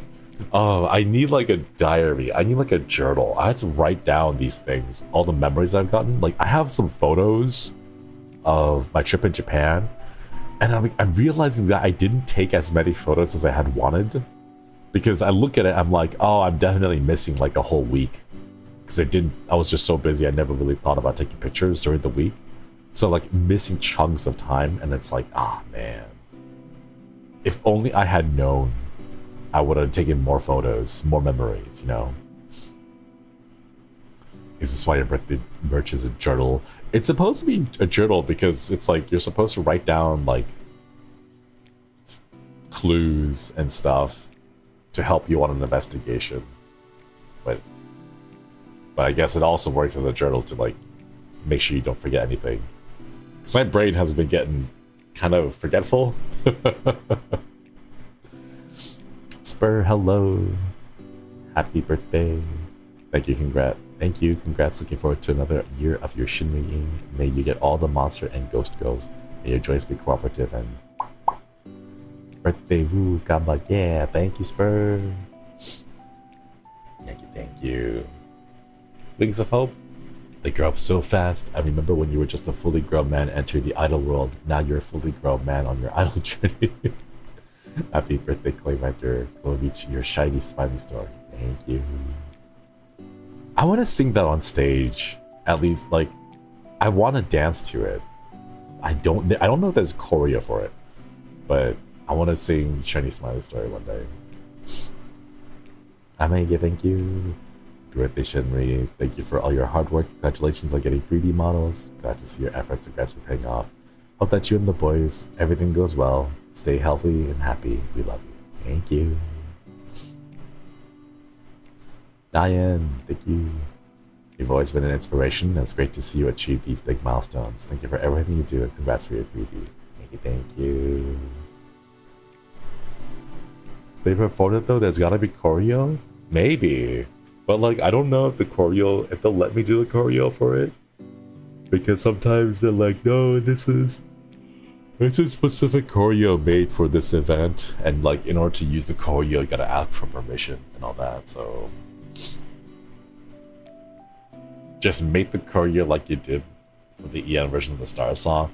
Yeah, we had to, oh my god. I wish I had known that there was choreo, but at the same time, I know why. Like, it's like it was their song, and then they had their own dance to it. So it's like we couldn't use their choreo that they had practiced for. But at the same time, it's like if we didn't have any choreo, it would have looked so awkward. But man, oh, for anyone who doesn't know, for the collab.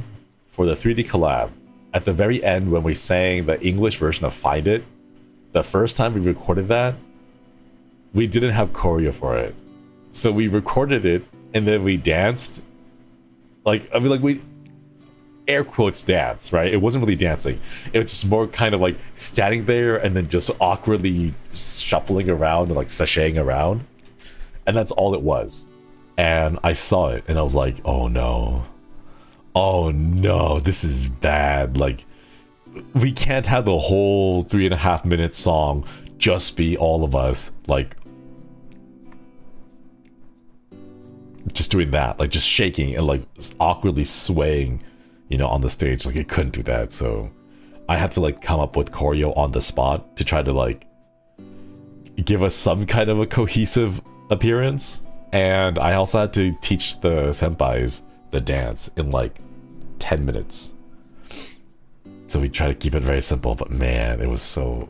I wish we had kept the footage so we could show you, like, this is what the first take looked like.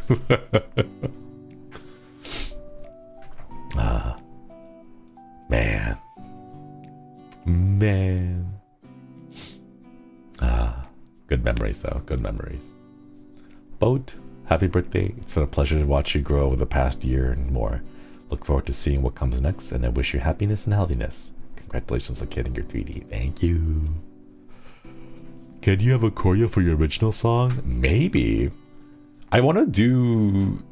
I don't know. Well, I don't know if the song is going to be like a danceable song. Maybe? I haven't decided yet. I don't know what the song's going to be like, so I haven't like figured out what I want the song to be like or sound like or what kind of beat it has.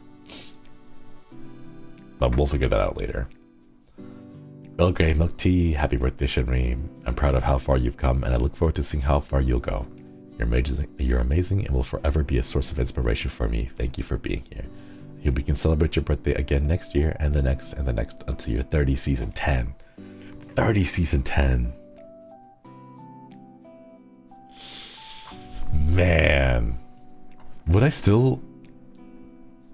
Could I wonder if at that point I could just ask staff to like update it, because I feel like 30 season 10 I might as well just go all the way to just 40, you know, because at that point, like, no more math, just there's no way to hide it at that point, right? Just say that I'm 40, you know. Wait, thank you for the soup. A yawn tags. Oh no.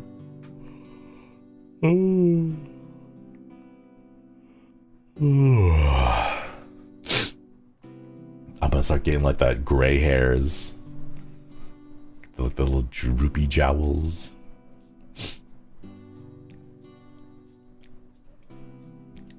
Let's go more. Oh, I'm so closer to 40 to 30. I get it. Yeah. A new cane asset. Wait, that'd be nice. Like, you know those canes that have like the little figureheads? It'd be like a little figurehead unlike Puniko, but it'd be like smooth and bald. So like it'd be really easy to hold. Astrid, thank you, thank you. Happy birthday, Shinri. I hope you have a really good one, surrounded by those you love and care about. Always so happy for you and proud of the things you have accomplished so far. We'll always support you in your way to achieving your goals. Thank you.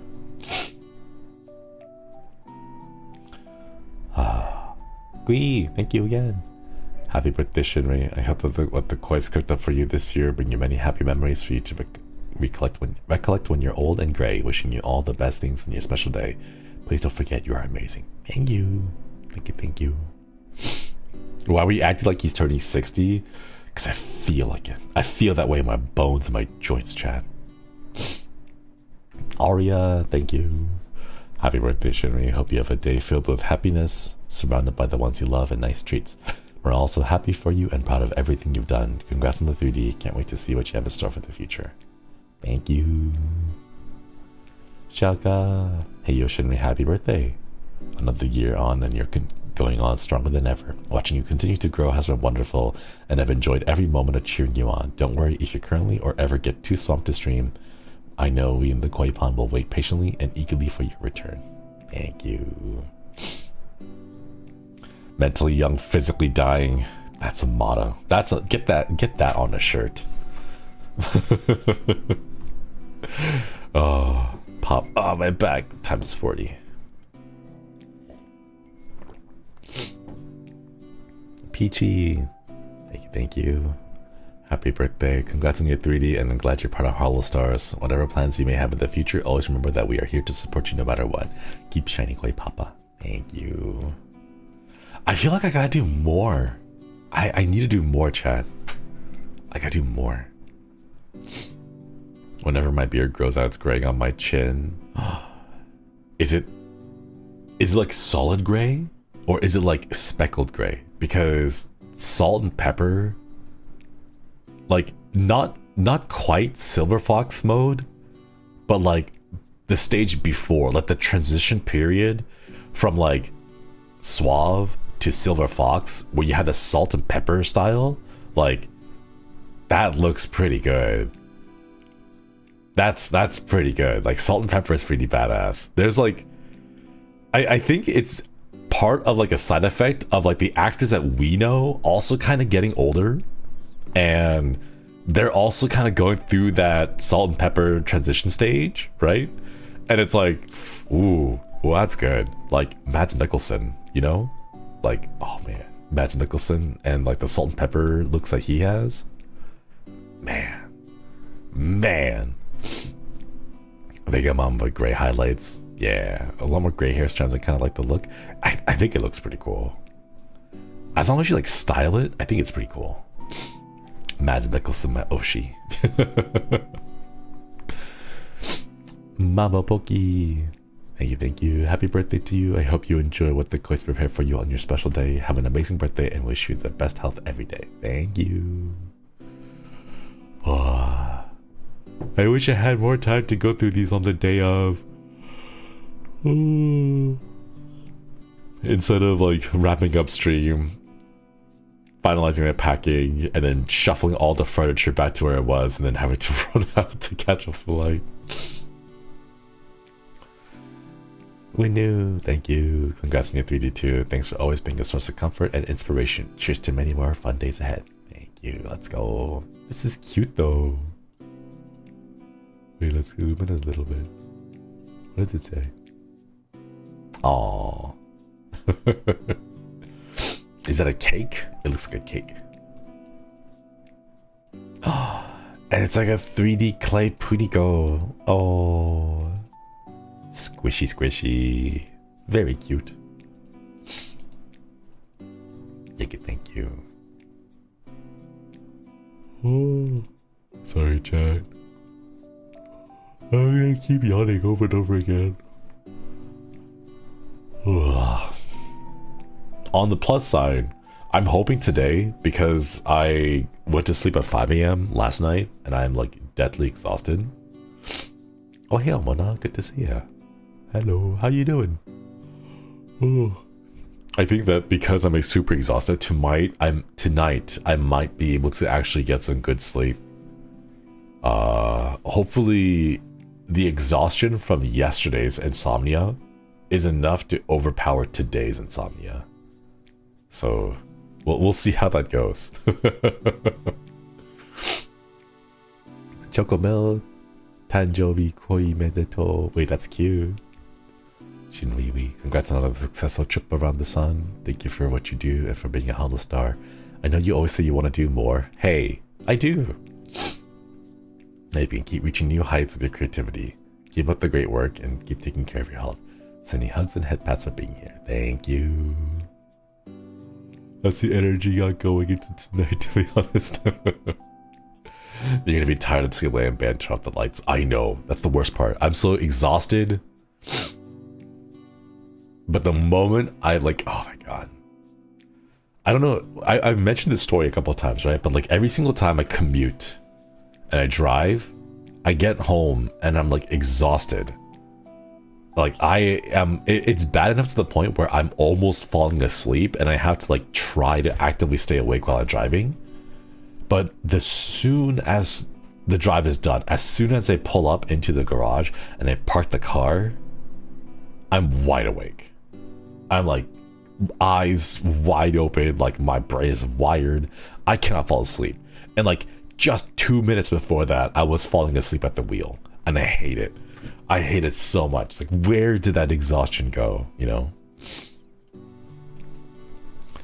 There's a name for that? There's gotta be. Like, it's such a common phenomenon, you know? I'm in that coming back from work on the train, yeah. Get a chair that rumbles like a car. Oh, that'd be nice. Those are expensive though, aren't they? That's me almost every single day. I'm so glad that I'm not the only one that suffers this way. CA, thank you. Happy birthday, Shinri. Another year has come and go. Always a joy to see you live. As always, thank you for being wonderfully you. I always look forward to what you have in store, and I'll always be cheering you on. P.S. I hope you like my little tempura doodle. It is cute. It is cute. I learned how to do the mushroom cut, the little star. Apparently it's very easy. It's just like 2 cuts like vertically and then 2 cuts horizontally. It's really easy to make these. Thank you, thank you. $N. Happy birthday, Shinri. Seeing you working hard is such an inspiration. I hope you're able to take a day to yourself and rest up with good food, good company, and lots of EPs. Thank you for being the comfy, positive vibes, and thank you for being in HOLOSTARS. Whatever you hope to do this year, know that the Kois will always be here supporting you. Aww, thank you. Thank you, thank you. Your circadian rhythm is probably more like a 10-beat metal rock show. Sucks being tired but unable to sleep. Oh, it's terrible. It's terrible, chat. Oh, how did I get over it though? I had to like power through it somehow. Oh, that was it.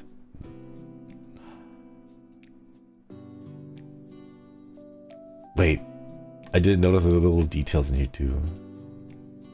Ah, the little Fujiko charm. Oh, little koi fish. Ah, it's the boys. It's the boys.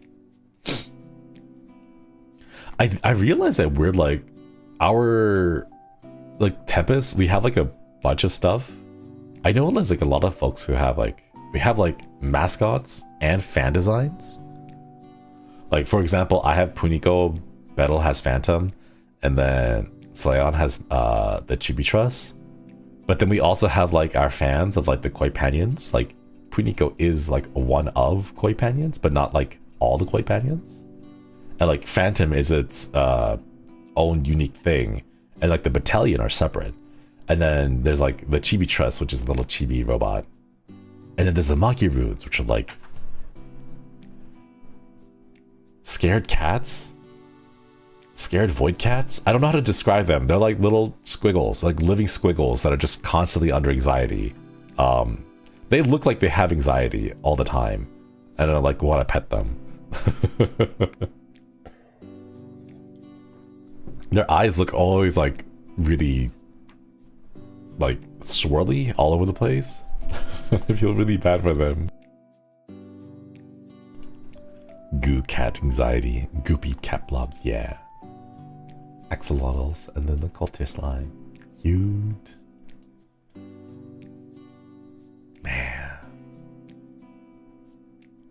Man, I could go for some food now, chat. I could go for some food. I want street food. I want food that's like... I want food that's not been checked by health inspectors. That's what I want. You know? Like, that's when the good stuff is. That's like... That's what the good food is. You don't need health inspectors. You don't need, like, fancy menus that are, like, overpriced. You want something that's cheap, like $4 or $5, and you get a ton of it. Oh, it's so good. Made with love and not regulations. Exactly. What's your favorite foods? There's too many to count. There's way too many. I can't pick. There's so many. And it kind of depends on the mood. Like, if I'm in the mood for like noodles, or if I'm in the mood for like chunky bites, or like a salad, it really depends. Man. Still full from my dinner. As Reina gets bigger, the more she's up in my ribs. Aww. I hope you're able to enjoy the foods though. Please enjoy delicious foods. Regulations hold back the flavors. Oh man. What do you mean you have to keep the deep fried oil clean? No, the more stuff you deep fry in it, the more intense the flavors get. You get to age the flavor. Aren't there places that do like perpetual soup, perpetual stew, and like forever chili? And they've been like, I think this is one place in Japan that serves ramen, but the broth that they use has been boiling nonstop for like several decades. 1,000-year Indian curry. Yeah, the same broth for years. Oh, I want to try though. I want to try those. What's your favorite food to cook? It's usually just something simple for myself. Like rice, egg, soy sauce. That's not it. Some sesame oil maybe. But like whenever, like the majority of the things I cook are really, really simple stuff, unless I like want to prepare something fancy and take a picture of it. Deadly Fox Gloves, thank you for the super. There's a joke I want to tell you on your 30 season 2 birthday specifically, but I got confused and missed it. Can I still tell you the joke even though it's season 3? Sure. Go for it. Go for it. Thank you for the super. If it's cooked constantly, it won't ever expire. I think it's cooked high enough temperature that it does not go bad. So it's still edible and safe to eat. All right. Shinri Food Festival story time. Ooh. This is another one. Wait, do we already have these online flip books? Okay, we read this one. We're gonna read this one. Yeah.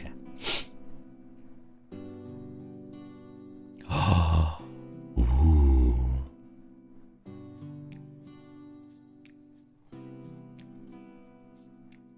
Okay, it's not too long. It's not too long. Go ahead and read it. Oh, wait, zoom in. There we go. I know chat's blocking a little bit of the text, but I'll just read it out loud.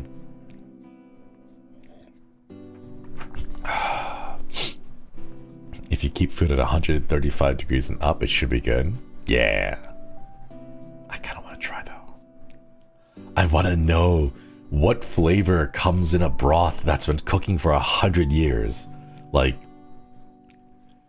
whenever it gets low, they just add more water to it. They add more ingredients to it. So like, there's probably some part of the broth that has been stirred and like not touched the entire 100+ years, you know?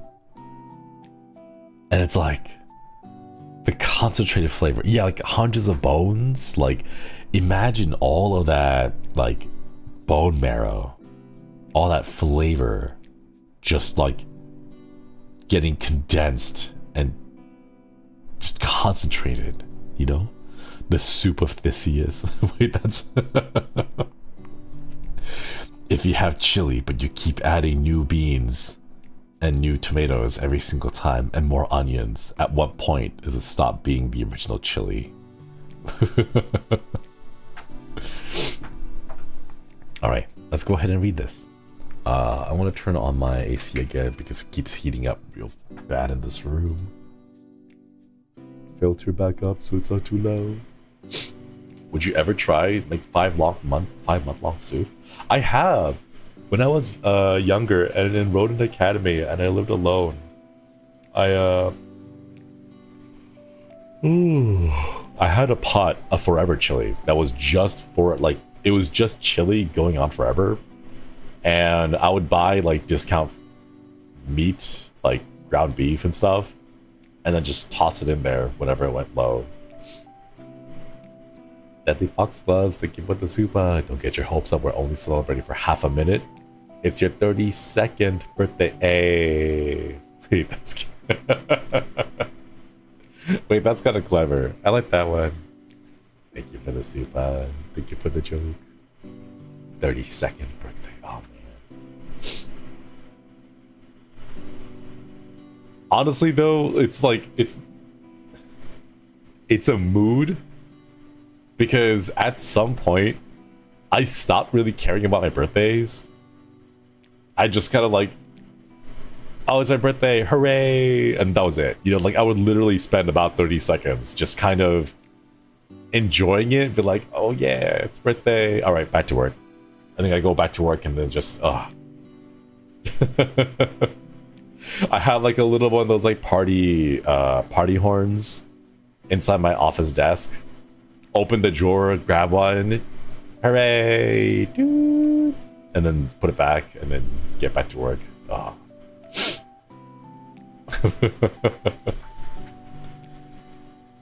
My friend hates that forever soups. We down make a pot, refrigerate it, add more stuff for the next day. But then forever soups are delicious.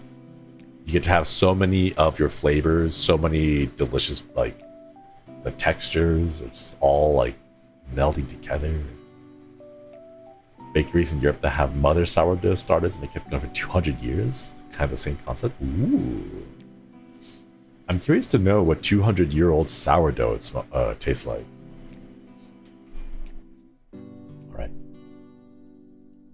Alright.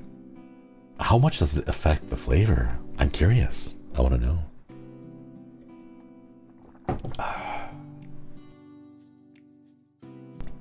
I stopped keeping track of my age at 31. Yeah, me too, pretty much, honestly.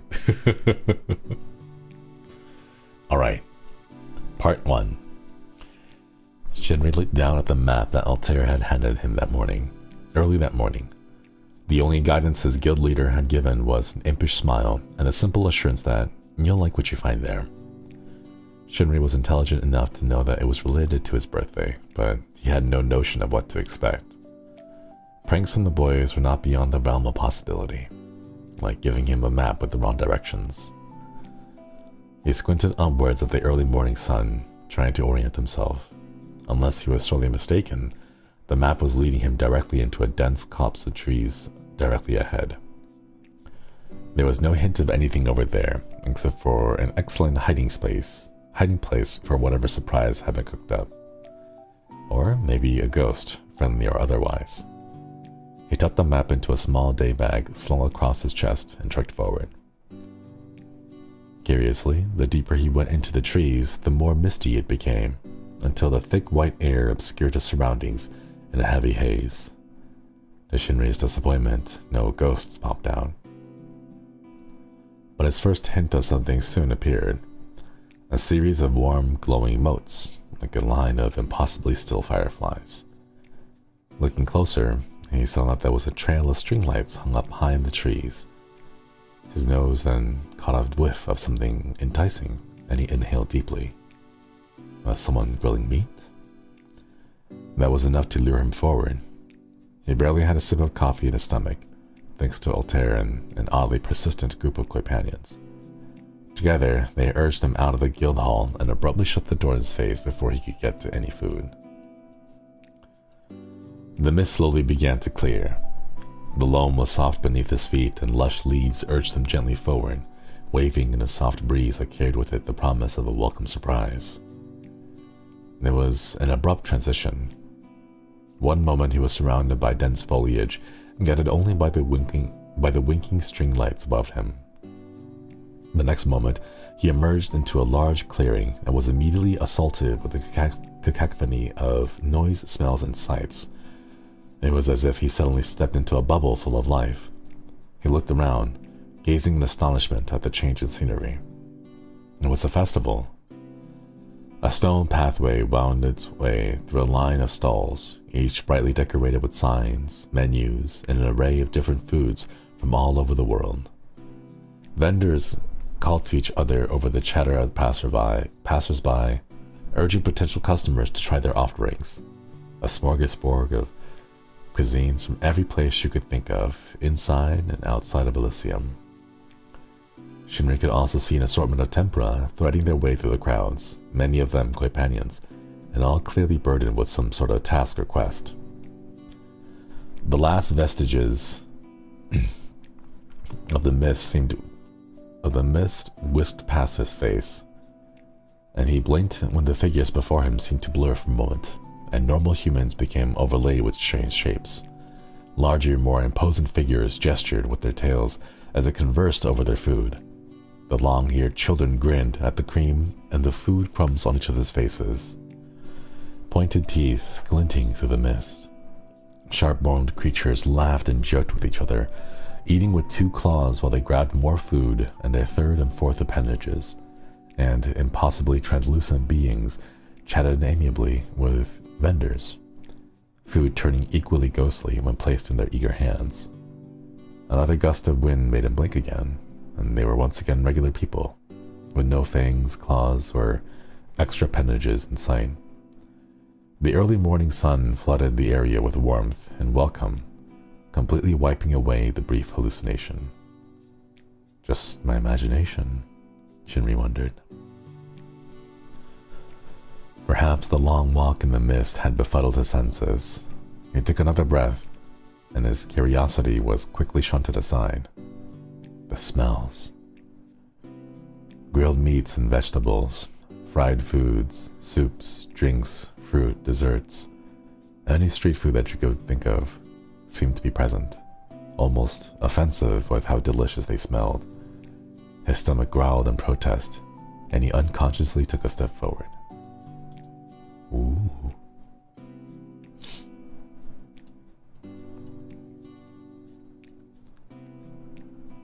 A gentle force bumped his arm, and he turned to see a woman in a long white simple dress with the largest box in her arms. At their contact, she glanced at him in surprise even as she continued onward, making her waist-length hair flow and ripple. Her dark eyes widened in recognition, and she looked apologetic.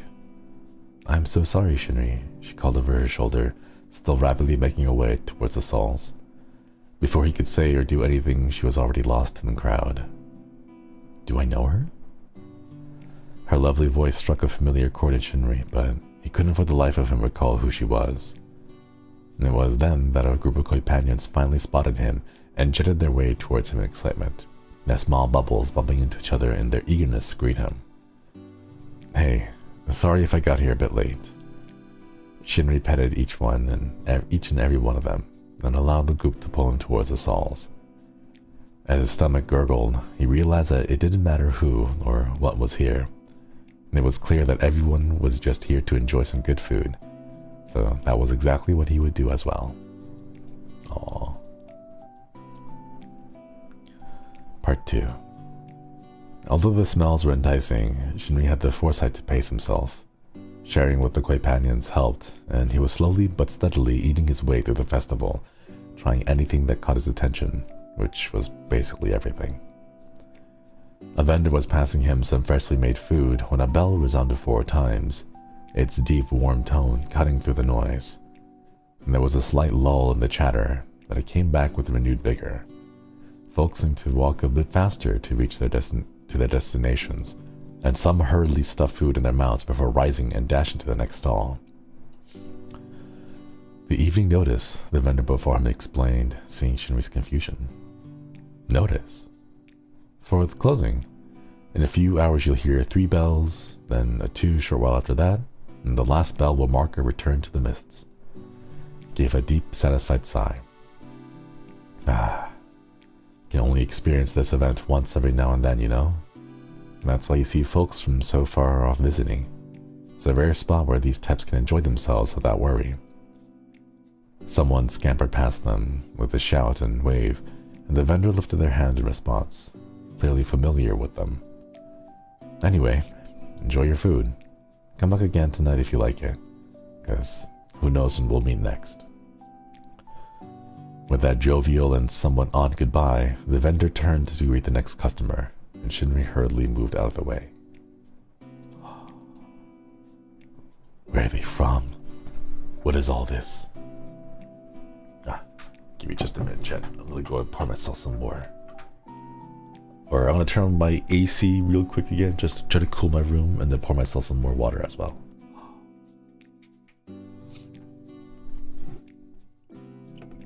Ooh.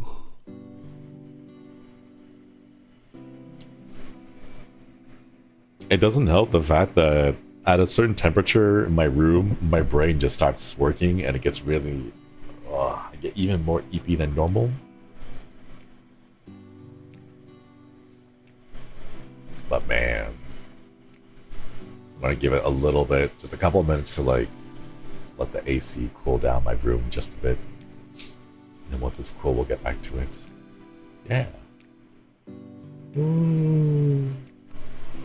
Oh yeah, chat. If this stream just suddenly dies, I'll try to keep you guys updated, but we are entering the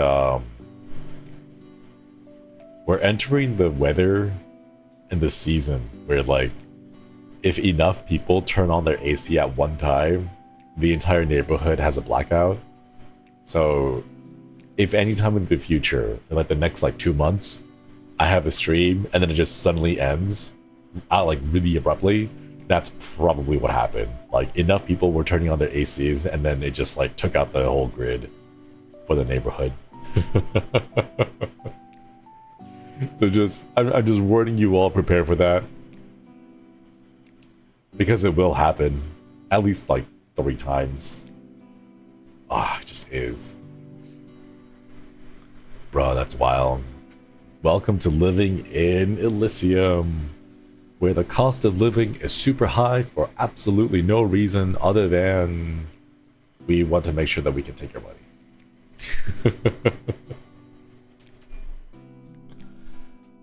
But yeah, that's all we've got so far. Okay. Oops. Zoom in a bit more here. Once he was clear of pedestrian traffic, he examined his surroundings with a fresh eye. Looking more closely at the crowds, it was true that there was no rhyme or reason to the backgrounds or ages of everyone present.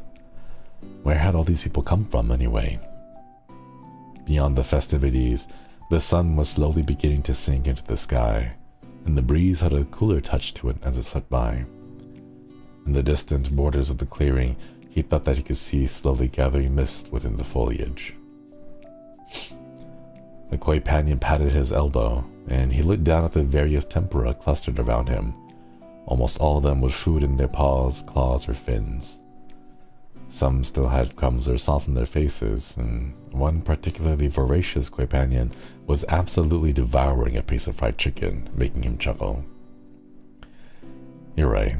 Let's just enjoy the moment, shall we? He took a hearty bite of his food, continued down the stone path. Whatever this festival was and whoever its visitors were, he would simply enjoy the moment he was in. Aww.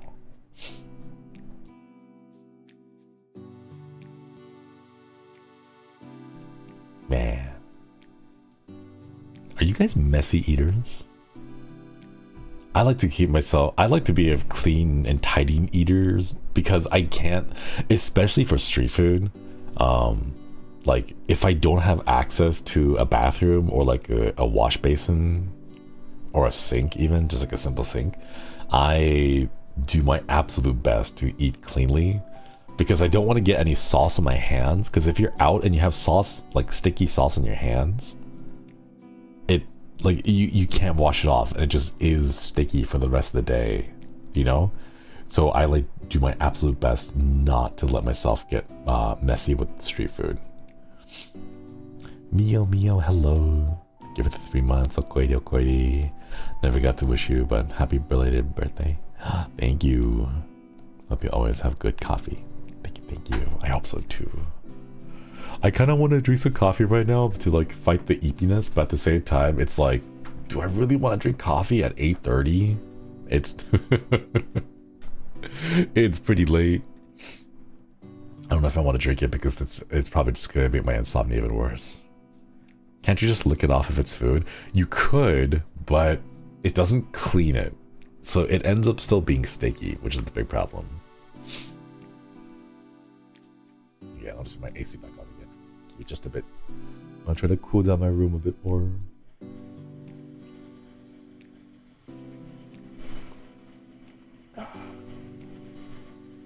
Actually, I have been drinking a whole bunch of tea, so while I let the AC cool down my room, I want to go to an idle reading real quick, and then I'll be right back. Hopefully by the time I get back, the AC will have cooled my room down. Give me just a bit, chat.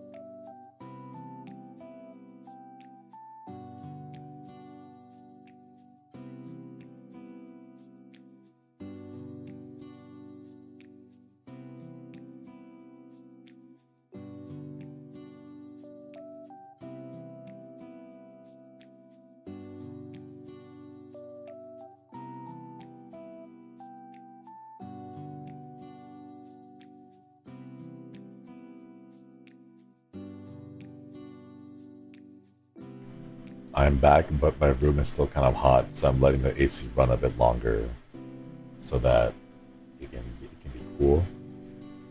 And then once it's cooled down a bit more, I'll turn it off so I can read the part 3. Oh, it feels so nice though. Just having this cool air blowing. I need to get like I need to get a better I have to get a better AC. The one with like the condenser on the outside. My ice is like Mr. Freeze. That'd be so nice. Wasn't there an episode of Pete and Pete where an underwear inspector? I'm not familiar with that one. I don't remember. It does not ring any bells. Cool edition week.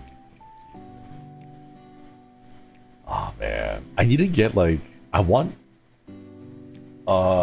shoot. What was it? They were like these joint things. They look like bangles.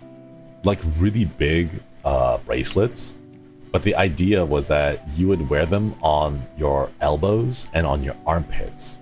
And it would cool the joints.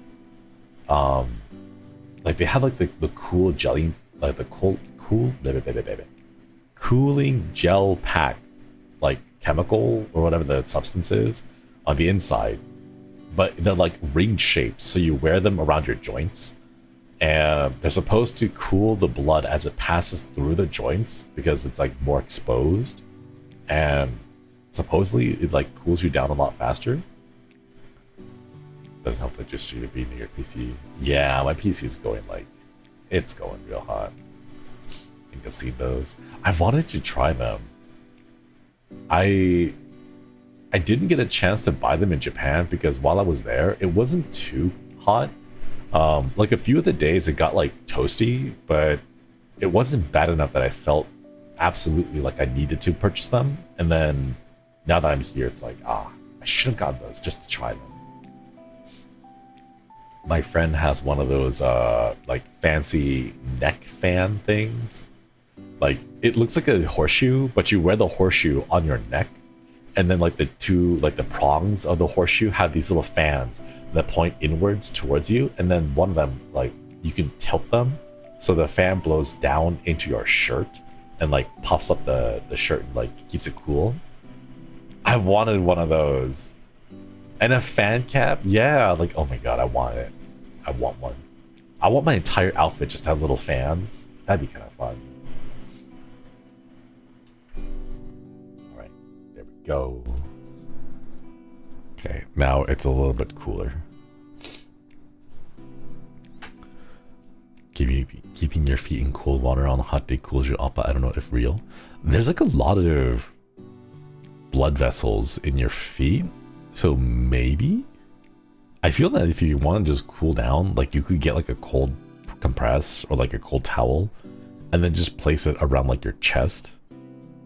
Like your chest and your torso area, because that's where most of the heat is anyway. Like that's where you want to cool down to like get the most effect. You could say you're your biggest fan. Target the area of your skin that's thinner or has more visible vessels. Yeah, more visible blood vessels. That's why like the joints are pretty good. Like underneath your armpits, there's like a whole bunch of blood that passes through the inside of your armpits. So putting a little bit of ice there, or like, I wouldn't put ice directly on. What I would do is I would like wrap up the ice in a bag and then wrap that bag itself in like a towel and then use the towel as like a press. Because you don't want like direct skin to ice contact or else you might hurt yourself. All right, part 3. The sunset had begun to tint the air with the warm orange and red hues when the bell resounded 3 times. Its deep tones had barely faded away before vendors had already begun to pack up their stalls, doling out the last of their food with impartiality. Festival goers called cheerful goodbyes to each other and exchanged handshakes and hugs before separating their own ways into the depths of the trees. Tempura were getting ready to leave, and some of them already flitting or running into the distance. Others drifted towards Shinri, clearly not in a hurry and willing to keep him company for the remainder of the day. Barely 30 minutes later, the area had mostly begun to clear when the bell reverberated twice more. Shinri reluctantly tossed his last food wrapper into the garbage bin before following the crowd that was slowly moving as one into the misty trees. He lingered for a moment, looking back at the clearing. The stalls were strangely empty now, although their pennant and cheerful decorations still swayed gently in the breeze. A koi panion tugged his sleeve, and he turned away. As he stepped into the foliage, the mist seemed to run away from him, and then, at his second and third steps, it came to him willingly, clinging to him like a friendly creature. The last bell rang then, and he instinctively turned around. What? The clearing was empty. No stone walkways, no stalls, and certainly no food, people, or vendors. Even the crowd around him had disappeared completely, as if they sunk into the shadows beyond his sight. The only evidence of experience was a very full stomach, some extra food that he brought for the boys, and a few tempura who were escorting him. Ooh. He lingered for a moment, and then finally turned away. It was only then he caught a sight of a small note nailed to a tree. Drawing closer, he saw a picture of a birthday cake and elegantly curved writing. Happy birthday, Shinri. He laughed. He had no idea what had just happened, but it had certainly been a happy birthday. He resettled the bag of food in his hands, gestured towards his companions.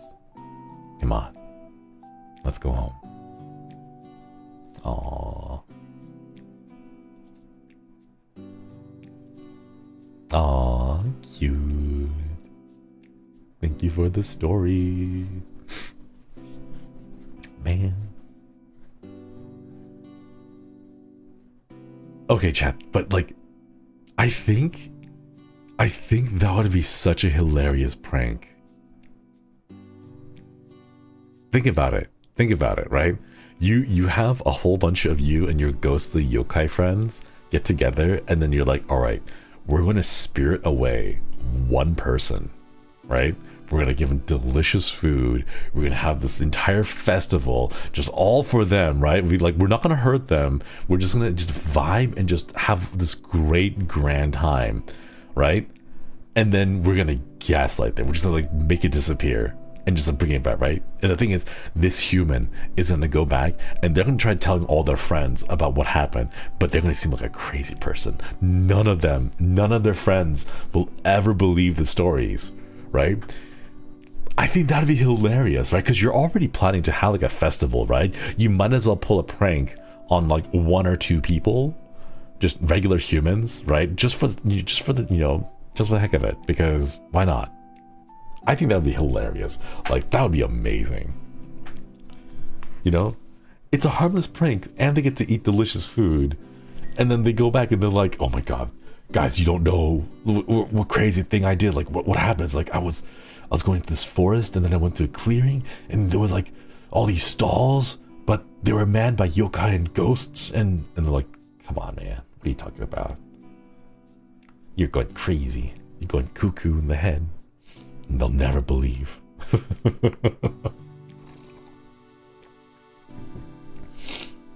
Just imagining a Japanese fox spirit or god kidnap someone for a festival, right? It would make sense given how mischievous yokai can be, right? But it's like a really positive thing. It's not like it's not mischievous to be like rude, but it's like mischievous to be like a little bit silly, but also be like, hey, have this delicious food that you'll never be able to eat ever again, because this is a yokai special. You can only get the ingredients in the spirit realm.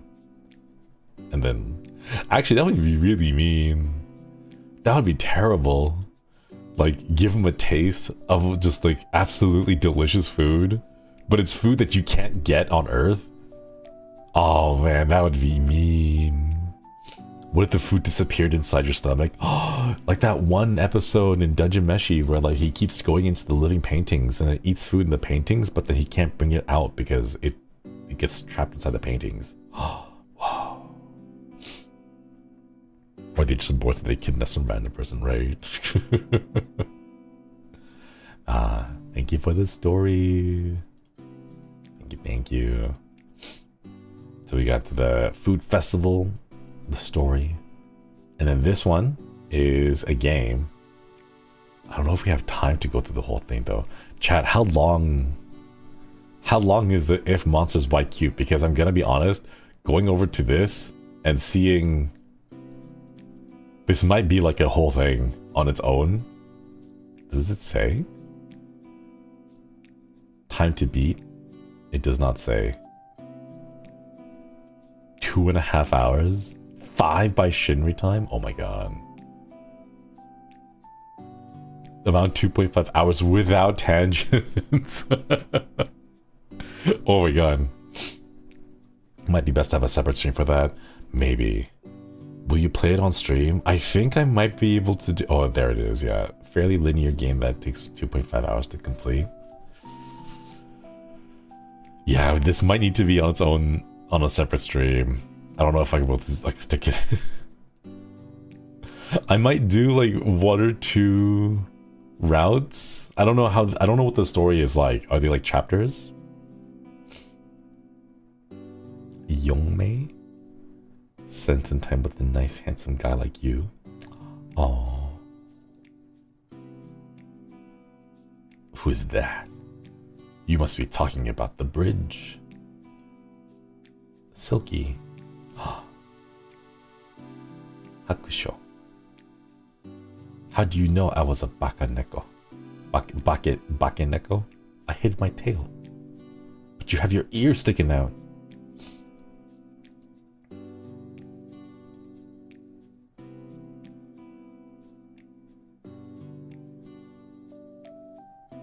Sorry, I was like distracted by the fluff on his coat. And like, that's a lot of fluff.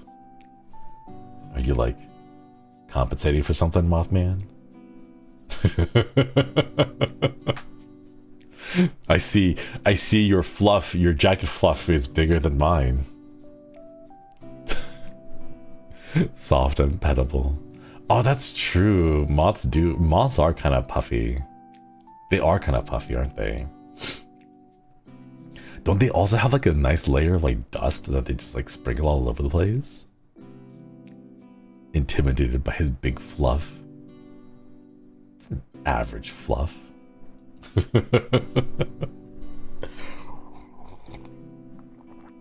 Yeah, this one might have to be its own separate stream, which is why we have like 2 days. We said 2 days for it. There's a companion book here for it, but we're not going to go into this one right now because I think this includes spoilers. Mickey, thank you for the super. There's no need to feel that. Mothman, there's no need to. Wait, is the first page okay? Yeah, okay. This is the premise prologue.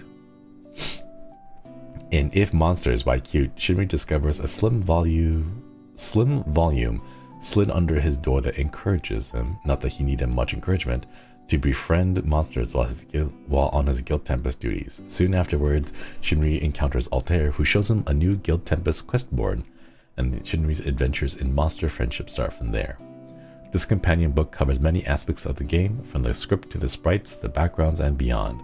It may provide insight into the characters of the game, show details you were unable to view, and just provide a good read-through of the game. Needless to say, the book is full of spoilers, so if you're interested in playing the game, we recommend going through the game first, then checking out the companion book. Thank you for supporting Shinri's endeavors. Oh, thank you. I want to go through it, but no. We must avoid the spoilers. We must avoid spoilers. Alright. Close that. Alright. So this one, let me go ahead and link it in to chat. There it is. Shinri-bday-projects.itch.io/if-monsters- Y-cute. Maybe you don't even include all the hyphens like that. I shouldn't have said it, but like you know what the URL is supposed to be. So I've linked it over there. Give it a try. We'll go through this. I'm not sure if I could do like all 5 hours. Might be quite a lot to get through. In charge, thank you for the soup. I really look forward to you playing the part I wrote because it was inspired by my recent reconnecting with the culture and my heritage, so it means a lot. Oh. Ooh, curious to know which part. Thank you for the soup. Thank you.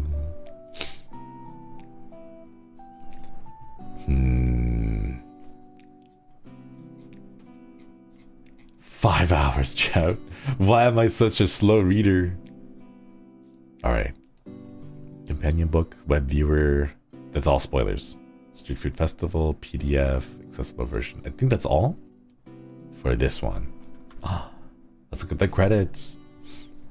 If monsters, why cute? You haven't gone through this, but we'll look at the credits anyway. Semi-luminary, Daliran, Lime, Pause, Happy Vainglory, Emu, Now Karin. Writers, Church, Daliran, Harmless, Hutch, Lime, Semi-luminary, The Cat Will Stray, Ed Verdandi. Beard, Chai, Cherix, Daliran, Digital Scratch, Haruru Maru, Jaesung, Luana, Lulu, Mamomi, Miruki, Mary, Nan, Pause, Veri, and Winu. Programmers, Happy Vainglory, Semi-luminary, Umemi. Editors, Sensitivity Readers, and Playtesters, Archeo, Boat, Brainy, Draco, Emu, Felix Wolf, Flying Space Whale, Hutch, Nyx, Palladium Catalyst, Paupanan, Rose River, and Verdandi. Thank you so much, everybody. And then the Street Food Festival, Semi-luminary, Dancing Squid, Aki, Hinte, Pure Blue, and Torin. Thank you. Oh, the little taiyaki. Oh, man. I want to get some more, chat. Okay, there's this one snack that I didn't do a film on. Like, I didn't do like a vlog on. It was like a little strawberry macaron, but on the inside it was like whipped cream and like ice cream, but it wasn't really the ice cream. It was more like a whipped ice cream. It was so good. It was so good. Church, thank you for the super 5 hours. Just an estimate, by the way. I'm just gonna assume it's gonna take 5 hours because I read slowly. Man, thank you so much, everybody. I've only seen half of it because we haven't gone to this one yet. We'll probably do this tomorrow, but thank you so much. I really appreciate it. Just all the goodbyes, words, just everything that you've all put together. Happy late birthday. Thank you. We also have like a few more stuff over here too. I think this is another one. So this one is another. This is another game. Koi Story. Let me link this one too. Here into chat. To celebrate HOLOSTARS-EN VTuber Josuichi Shiri's birthday, some member of the collective have put together a twine gallery of art and writing about koi pandas, and koi sodas. We've included some birthday messages. Take a look, enjoy. Short but fun gallery should take under 30 minutes to view, depending on reading speed. Depending on reading speed. All right, let's see. Do I have this one loaded up? No, I don't have this one loaded up. Let me go grab that. Ooh. Give me just a minute, chat. I'm gonna put that away for now. Where did it go? Koi Story.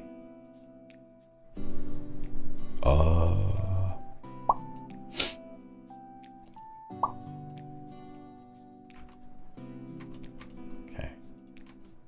And there we go. Yeah. Can you all see that? Let's go. Look at these koi, the koi faces here. Oh. I just noticed that this like Armis is right here. Like they're behind, like right behind me. So you can like show them. Like there's and then there's Ruse at the top, just like jumping around with the axe. And then Hakka's over there about to like throw the axe at him. Ooh. There's so many details here. And then Altair and Axel on the far left, just kind of vibing, enjoying themselves. Man.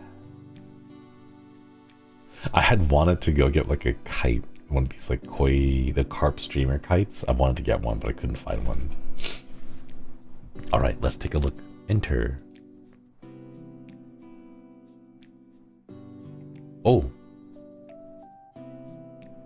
Wait, there's music. Okay. Ooh. Let me reduce that a little bit. There we go.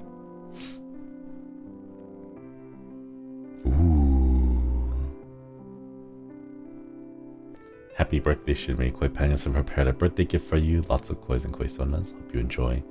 Project is best viewed at standard 1080p screen resolution in full screen mode. Alright. Let us go. Enter gallery. Ah. Wait, hold up. Is this DMCA-able? I don't know where the song is from. I just I don't know if it's gonna get flagged or not, because I don't know where the song is from, so I'm worried. But I guess we'll just go with it. We'll see what happens to it. Credits? Is there credits here? Oh, it's from Dova Syndrome. Okay. Probably safe. Church, thank you for the super. Amazon sells those coins as wind socks. Recently got one and it comes with flagpole attachments. Oh, wind socks. Oh, wait, I should get some of those. I should get some of those. Thank you for the super. Art gallery. Ooh. Koi and water lily. Oh, this is like actual craft paper. Yo. Oh. No way. Windsock Koi Panion merch though? Wait, we could. I don't know how much it would cost to like put some more of that together. I might wait, hold up, I'm gonna write that down. I'm gonna write that down. Windsock. Windsock. Sorry, like the concept of a windsock is funny to me. Windsock koi streamer thing. Merch idea? Question mark. Merch idea? Question mark. We'll see. All right. Next piece. Ooh. Never Forget They Love You by Speaks.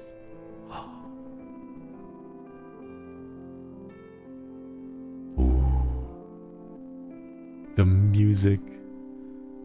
If Battle made ducks, you can make the Children's Day banners. Ooh. I really like this pattern here. I really like the pattern. It's nice. Thank you for the art. A Grandpa Quisona. It's really cool patterning. Like patterns? Yeah.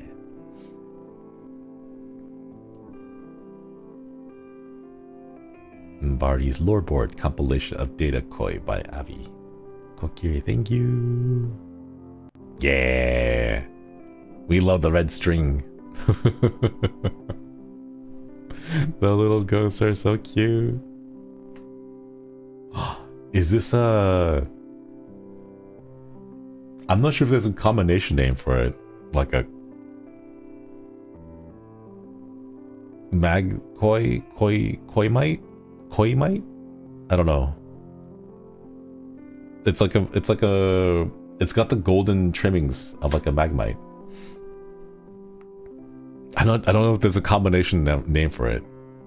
Snag Dragon, welcome back. Okoidi, Okoidi. Thank you for re-upping the membership. Welcome back. Ooh. I'm looking at all these, like, there's a little battalion here. A little vesty here too. Skeleton. Spooky scare skeleton. I'm not sure if this is supposed to be like a deadbeat maybe? Because they're all like fandoms. Maybe it's a deadbeat? I don't know though. Magacoin. Oh. Look at... Wait, sorry. The music stops if I leave. Look at that face. Look at that face. Oh. Happy birthday, Shinri by Gamma Shield. Thank you. Longfish.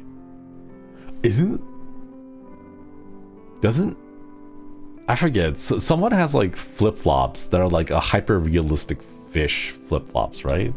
Is it salmon? I think it's like salmon maybe. But there was like hyper-realistic fish flip-flops that I remember someone having.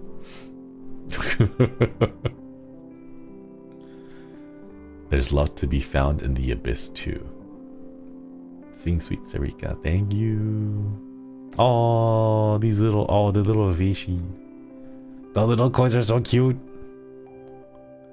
They remind me of the Teru Teru.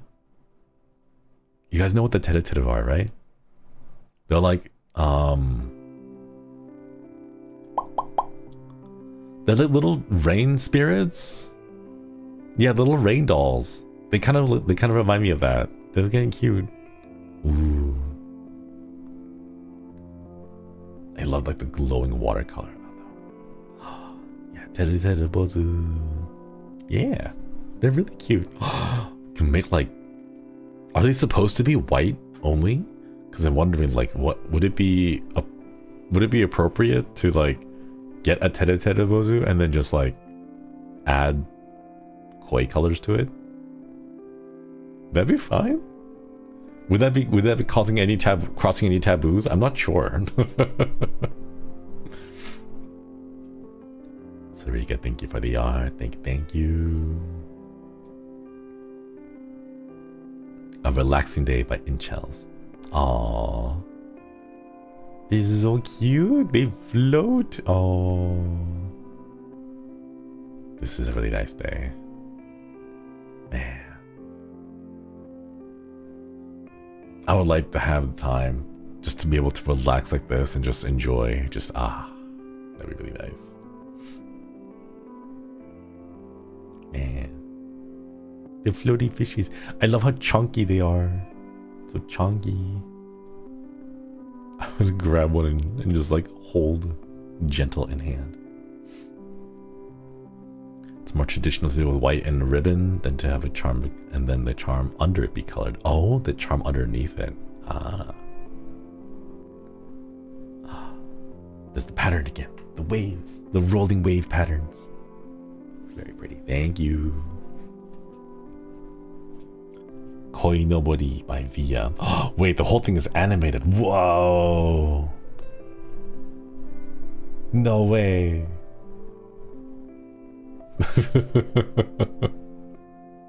That's so cool. Ooh. Oh, the kois. Oh man. Punika soup. Yeah, no. The noodles.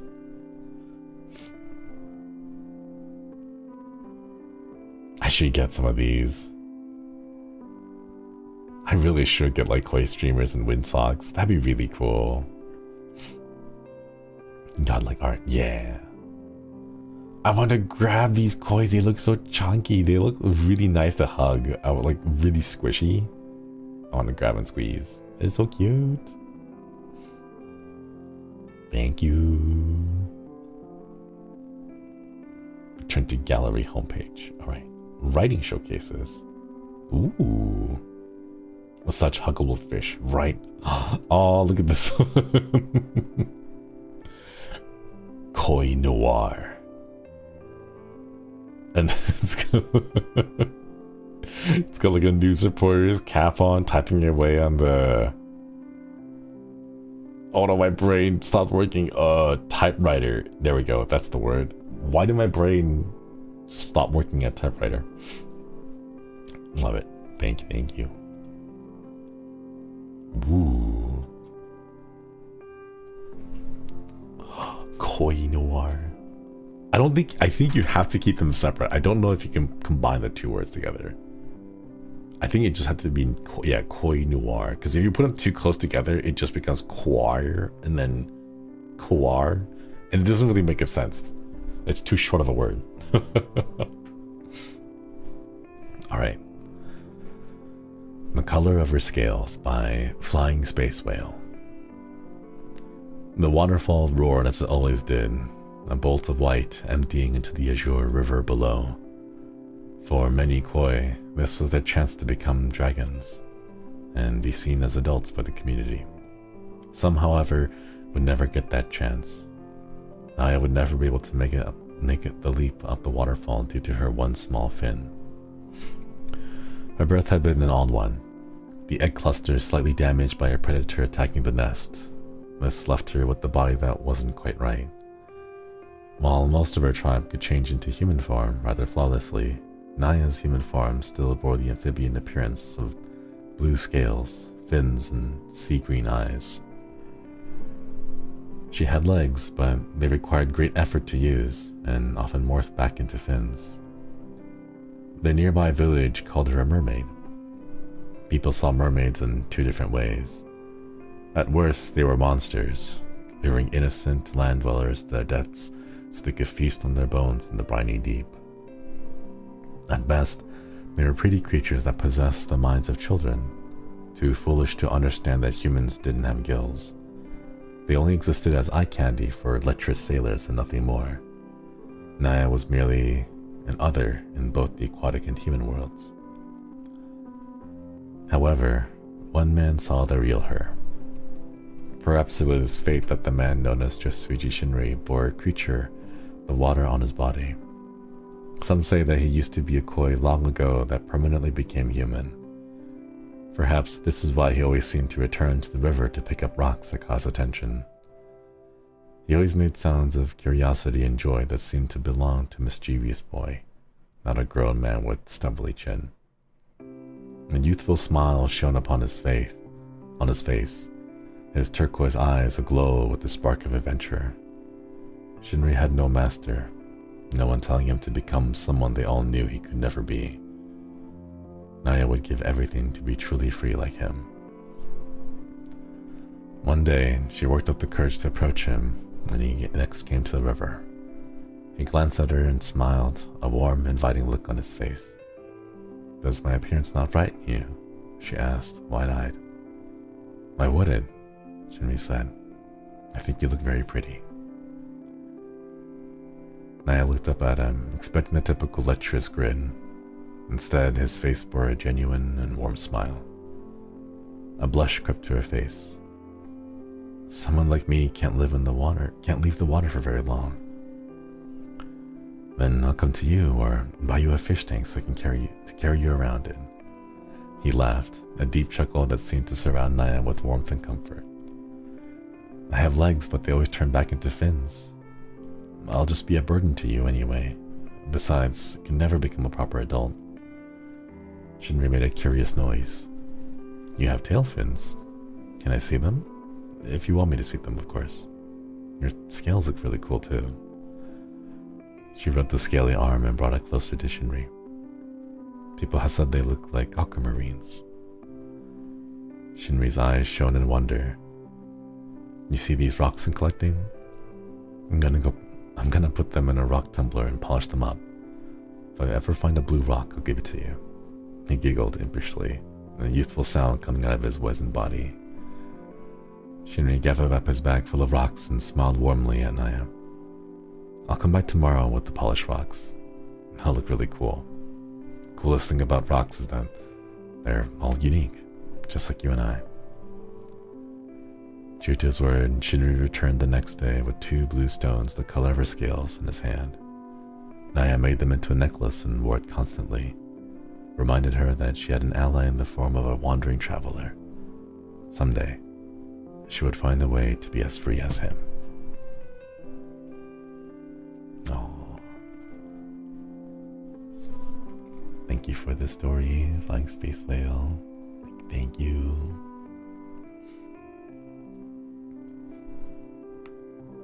Oh? BB's Adventure, a koi story. Ooh. Let's find out what this one is about. I love the little koi here. The little face. Oh, just very cute. BB's Adventure, a koi story by Brooke. Tori Hakarao. Characters: BB, Koi Sona. Garden Kois 1 through 5, Puniko and Shinri. Ooh. Did you hear about the koi that became a dragon? A garden koi asked its pond mates as they splashed around the small space. There was a lovely pond inside a beautiful greenhouse, and it could be quite boring. Occasionally they would hear exciting rumors from various human guests that came to see them. Is that even possible? BB was a young koi in the garden pond with mostly white scales scattered with black flecks and a few small patches of orange. Anything is possible, I guess. What happened to them?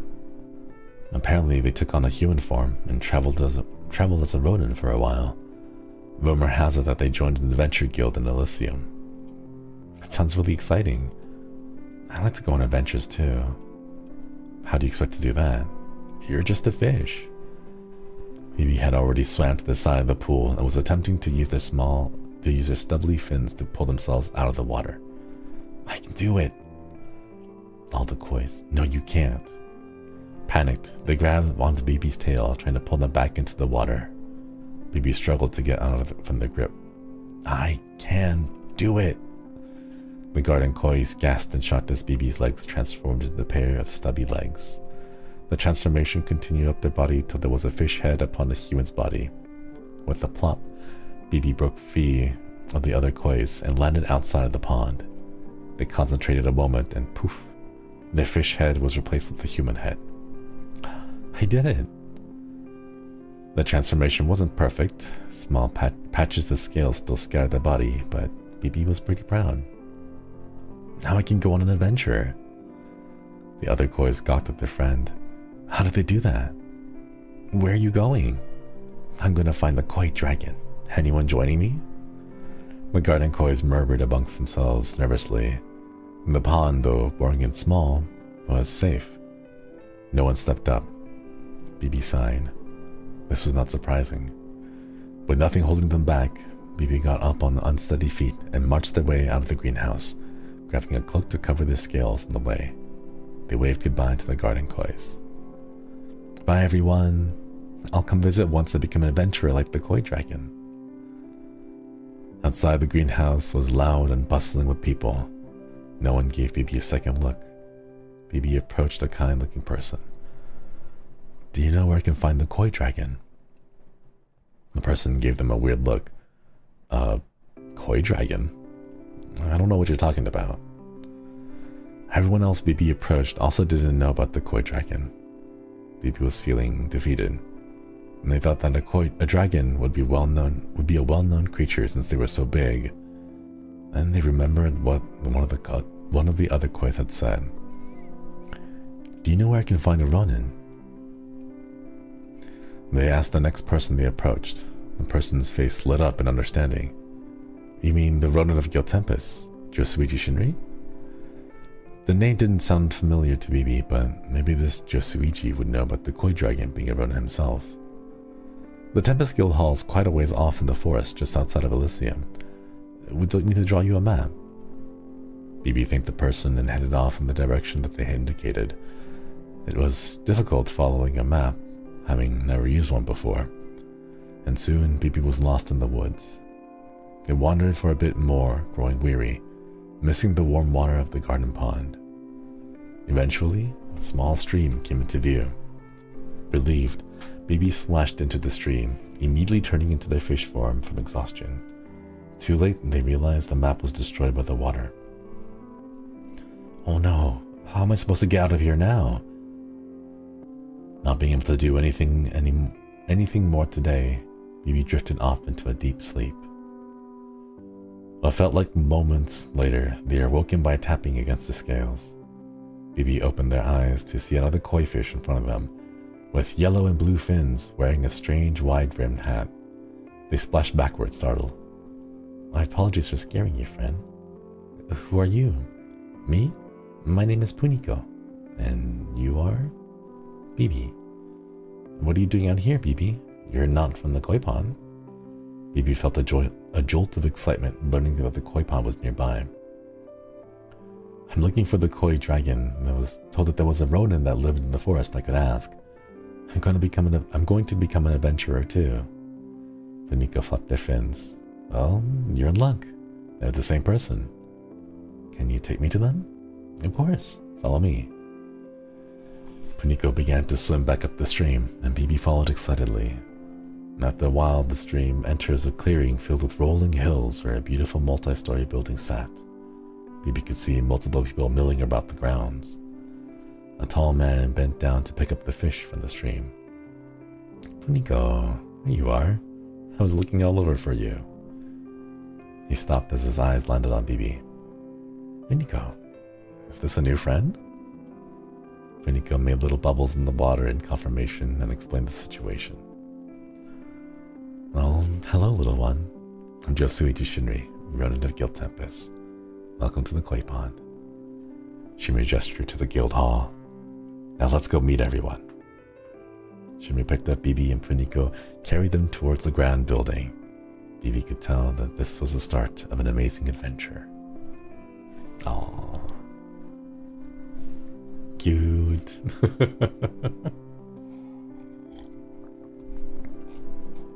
Thank you for the story, Brooke. Thank you. Wholesome. Very wholesome. Wow.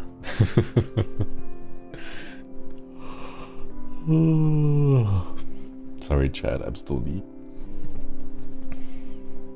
It's kind of nice that there's like such a wholesome wholesome vibe to all these stories. Currently painting my nails Shinri colors. Ooh. I hope they turn out well. The Water Flows by Potassium. There's so much writing, chat. And this isn't even the visual novel. Alright. The Water Flows by Potassium. Mud clung to his shoes as the scent of coming rain suffused into the air. When his thoughts traitoriously wandered to his sore muscles, he grimaced at the reminder that he has not walked the mountain path in many years. Withered leaves and dirt sat in disarray in the cracked stone steps.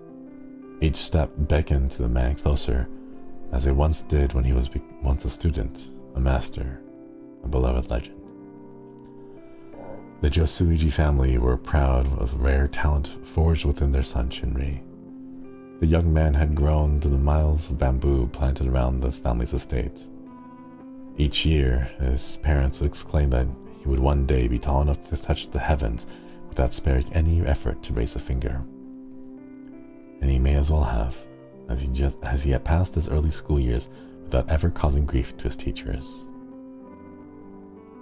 Then, he had formally begun his training to be a warrior.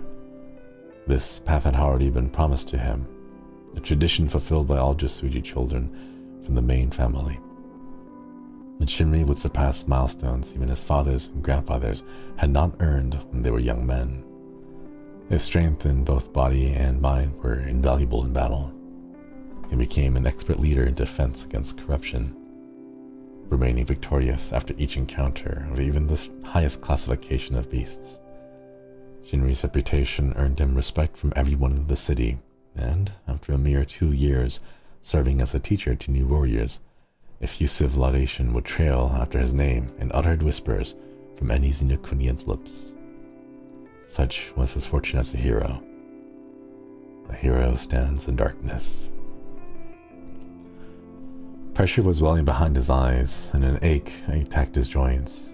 It rained now, cold droplets embedding into his clothes and skin. Memories of his younger self had invaded despite his meditations, threatening to keep him hostage in a state of reverie.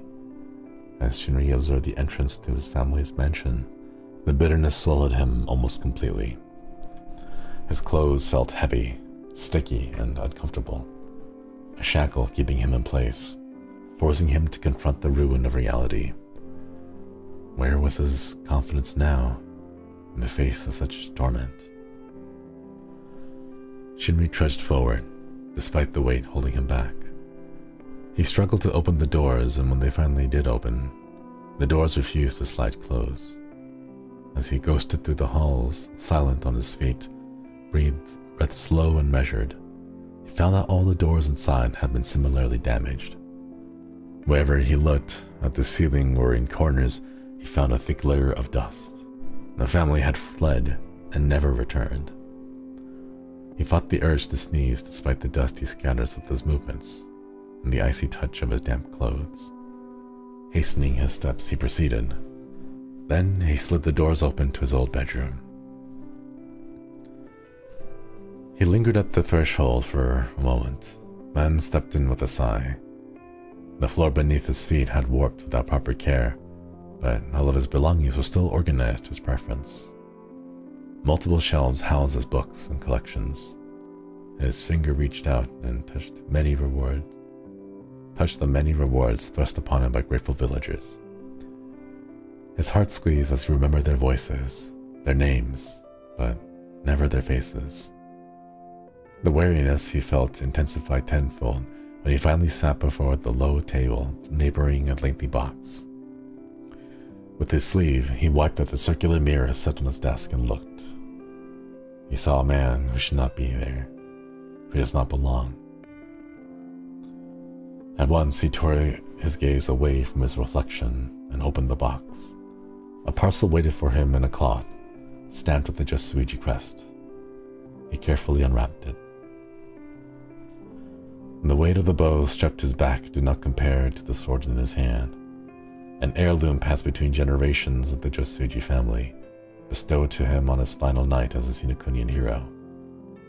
The hilt barely felt familiar to his fingers, but the shine of the blade had been miraculously preserved.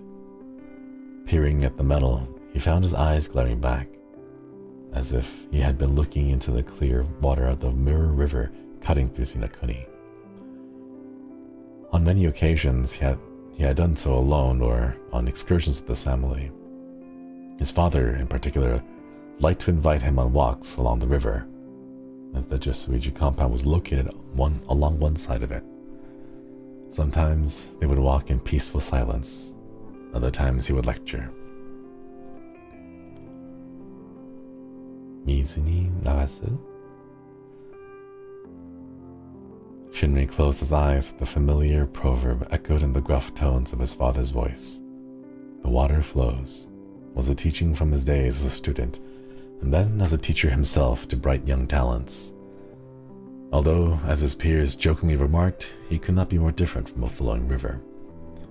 The memory of being chided would amuse him, but if it didn't remind him of the mission he was set to finish today.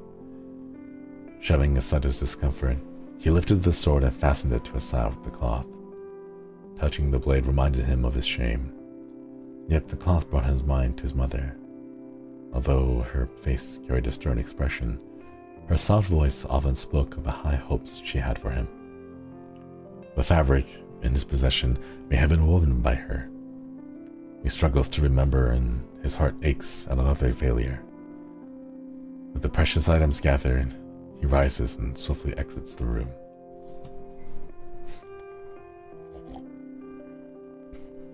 Feeling rattled, Shinri desperately marched through more rooms and long hallways, as if being chased.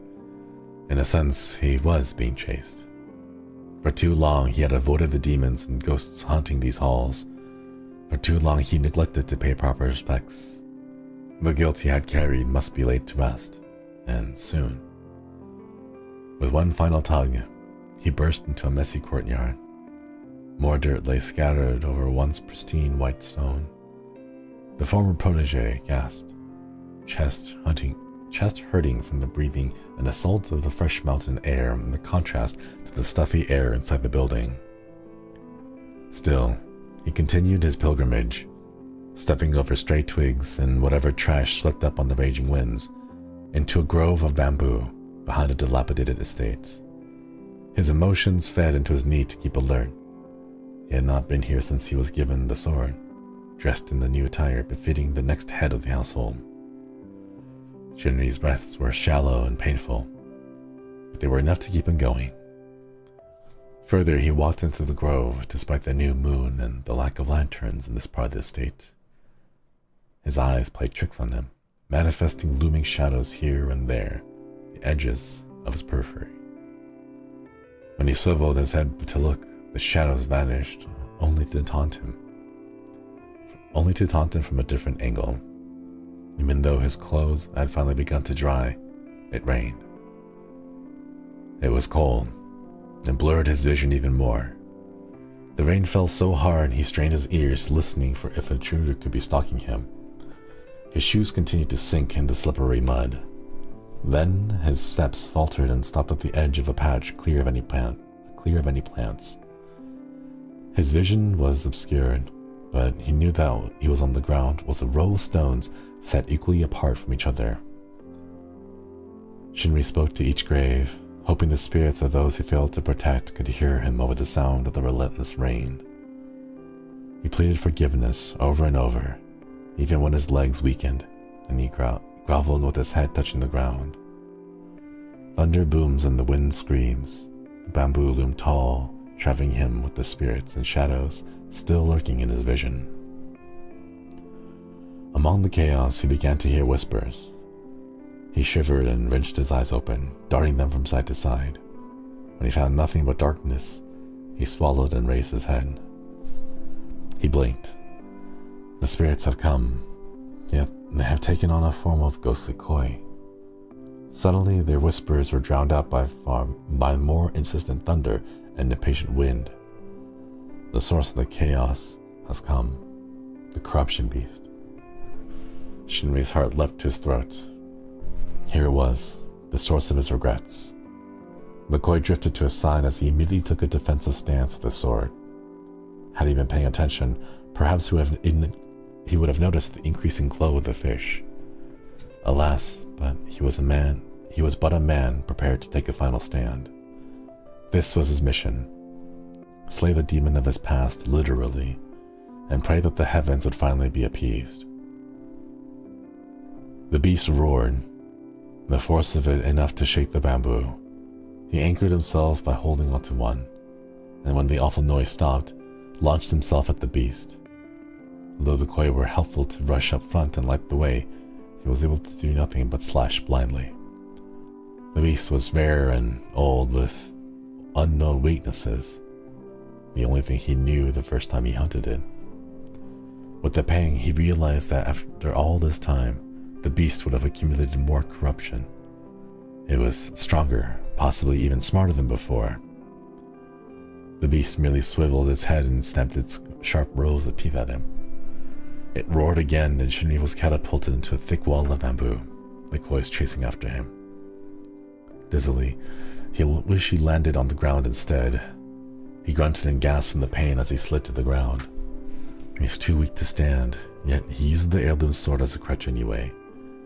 As the corruption beast prowls closer, salivating over its prey, Shinri drags his body before the koi. 1, 2, 3, 4. How many were there? His overexhausted body swayed. He tried to make sense of what he saw. What was once a modest quartet of spirit koi had become an endless stream.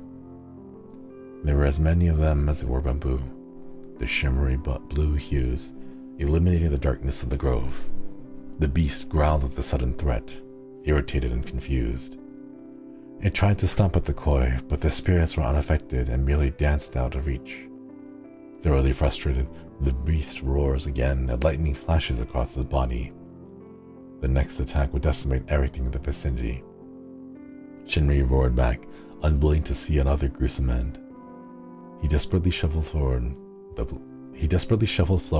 with the blade, Koi darting for the beast. He couldn't let this happen again. He couldn't. But he fell flat on the ground, and Koi rushed forward despite his pleas, arcs of blue determined to rise up. One spirit, brighter than the rest, rushed to him, and he finally understood the whisper. Izu ni nagasu. The Koi followed the rest and bounded upward. Shinri watched it, astonished to see the spirits aligned in a massive shield, big enough to protect even the mansion behind him. The beast pounced towards him but crashed into the shield. Bewildered, Shinri watched as the beast all but dissolved into the shield, bellowing in pain. If it had a shred of humanity, he wondered if the beast felt regret in its last moments. He's pulled from this thoughts as another unexpected event happened. The spirit Koi shifted their formation. After a second, he recognized the dragon representing his family and watched as it looped in the sky before gliding across the mirror river. The water flows, and with it his debt goes.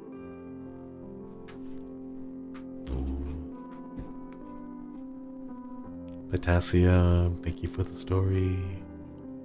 Thank you.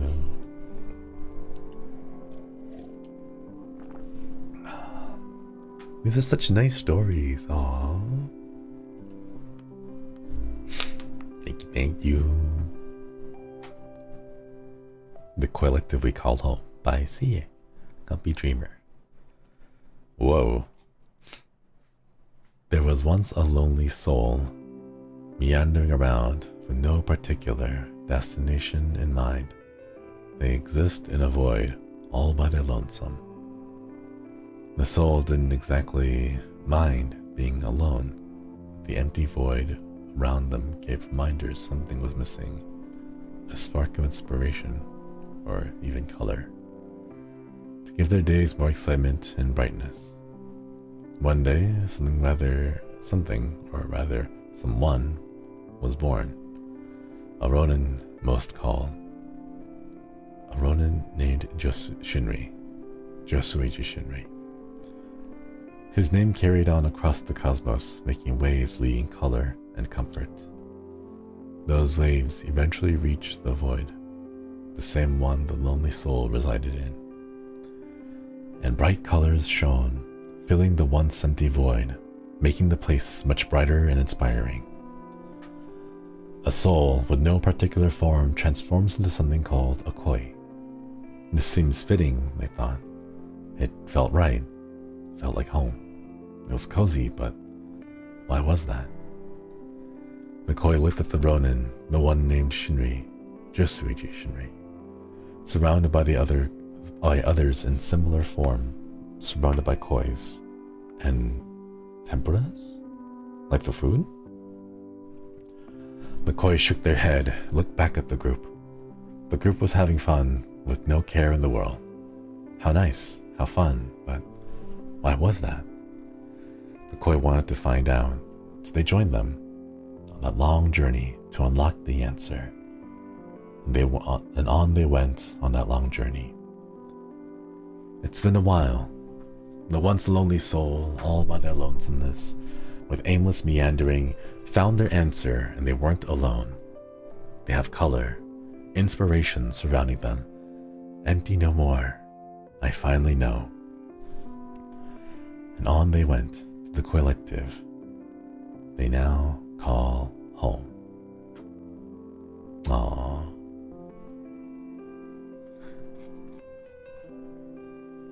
Hey, that's cute. See, thank you. Man. Chad, how are you all so creative? How do you come up with all of these? Oh my gosh. Birthday messages. Enter the birthday message gallery. Ah. Ooh. More birthday messages. Happy birthday, Shinri. May you eat plenty of good food with some spooky pals. Thank you, Flying Space Bio. Thank you.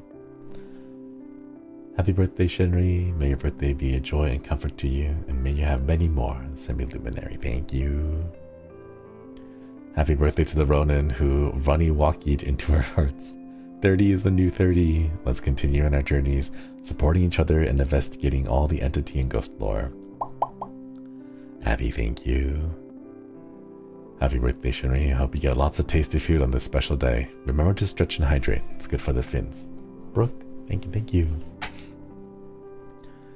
Happy birthday, Shinri. They say that kois are lucky, so with every koi panya that joins the pond, I hope you feel a growing abundance of luck. With so many koi panyas celebrating with you, I hope this birthday is a happy day to know that you are appreciated. Potassium, thank you. Hap birth, Shinri. Looking forward to another year of you knocking it out of the park. Happy birthday. Speaks, thank you.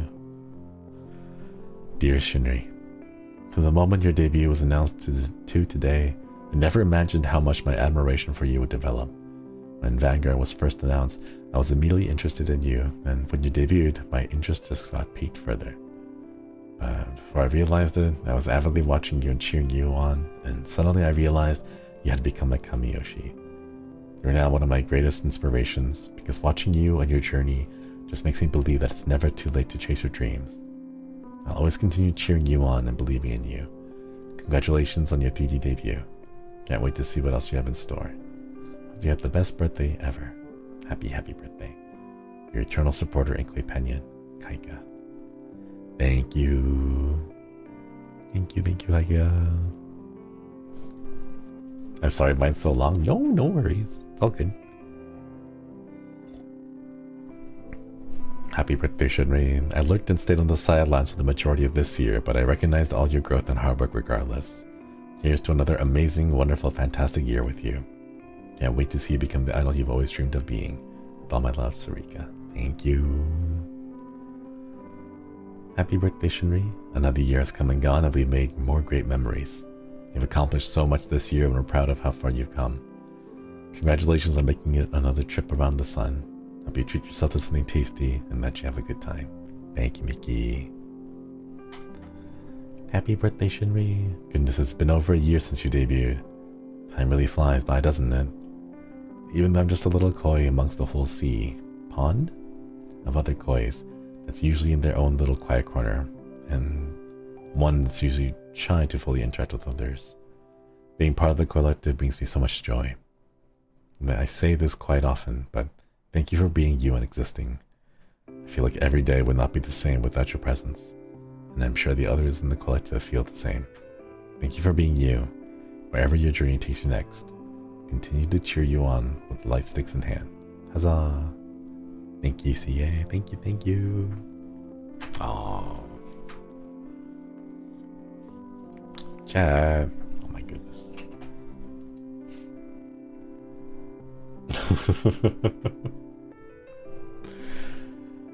Sebi Luminary, Via, Avi, Inchells. Thank you so much. Wow. Man. Thank you for all these lovely projects, Chad.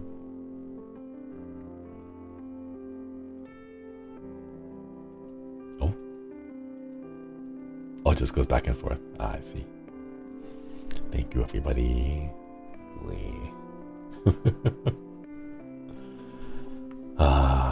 Can't believe it's already the second birthday. I know, like, this birthday we didn't really do much. I think all of us, we just kind of, except for Flayon. Flayon, like, that guy is incredible. He's got like so many things going on. But like the rest of us, we just kind of had like a pretty chill birthday this year. A lot of things happened like really shortly after each other. And we got like super busy. Yeah. 3D was huge already. This is fine. I gotta plan for next year. We gotta plan for next year, chat. It's on brand for you to chill comfy B-Day though. I suppose, but I still want to do some more, you know?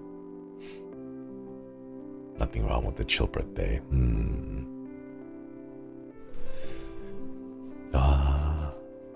Thank you, everybody. Thank you. Do a flip? Oh, wait, hold on. Oh, that's right. If I tab away, the music ends. Let me bring back the... There we go. We'll bring that back. Do a flip? You guys want to see a flip? I don't know if you guys want to... I don't know if you guys are ready for this flip. Check this out. Okay. Are you ready, chat? Are you watching? Whoa. Whoa. Whoa. Whoa, there we go. There we go. How's that? Yeah. Didn't expect that now, did you?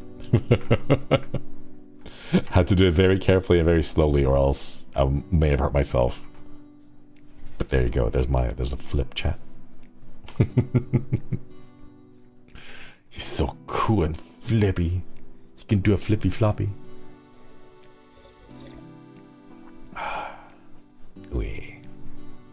Can you do it faster? No. I'm gonna tweak my back, end up falling down and end up in that the Family Guy dead pose.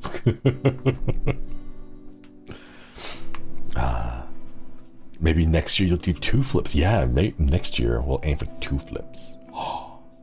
Ambitious, ambitious. All right, chat. I think we'll go and call it here. Oh, the music is doubling. Okay. I think we'll go and call it here for today, and then for tomorrow, we'll come back and we'll do a run through of If Monsters by Cute. Yeah. And thank you, everybody. I did manage to see some of the other stuff, like the advertisements on Times Square, and then the advertisements in Indonesia too. Thank you so much for putting that together. I hope a lot of people got to see it. I usually don't pay attention to advertisements when I'm outside, so like if I wasn't made aware of it, I would have completely like ignored it. But I hope you all enjoyed putting all that together. Thank you so much. It really means a lot to me that you guys would organize something that ambitious. I feel like putting that, like organizing, coordinating it all together, it was gonna be like really difficult. So thank you for putting in the time and effort to put it together. Yeah, Blank, thank you. Thank you for the stream. Should be thank you. Thank you for the super. All right, tomorrow we'll be going through If Monsters Why Cute. Hopefully the weather is not too bad so that I can at least go through it without cooking myself. But ooh, it's already 86 degrees again here in my room. Oh, and the cameo, yeah. Wait, I wonder if do I? Oh, shoot. Hang on. Hide this, just in case. I'm not sure if I'm allowed to actually show it on stream, because I didn't get it cleared with Mana-chan. I didn't get it, but I did see it. I did see it. From Nicole Goodnight. Hang on, I want to go ahead and retweet it. I'll go retweet it one more time. Yeah. For those who don't know, Nicole Goodnight is the voice actress for the princess in Slay the Princess. So that was kind of cool. I got to see it. It was really cool. So thank you. Yeah, the princess. All the princesses, actually. Every single version, every single like branching story of the princess, she voice acted all of it. So yeah, thank you so much for putting it together, Chad. Thank you. I should have gotten that checked, but I think Mana-chan's on break right now because even she is like completely exhausted after we finished our 3Ds. So but yeah, live reaction without the video. I will have to mute it on. Hang on, I have to mute it just to be sure because I don't know. Okay, hang on.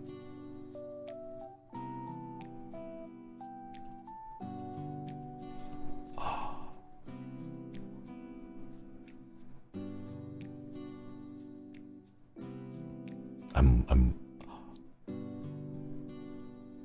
it. Happy birthday from the princess too.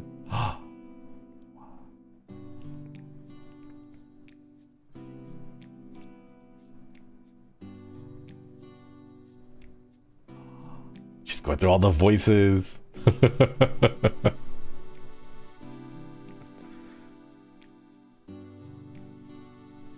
Wait, some of these are spoilers. We haven't unlocked a few of these princesses.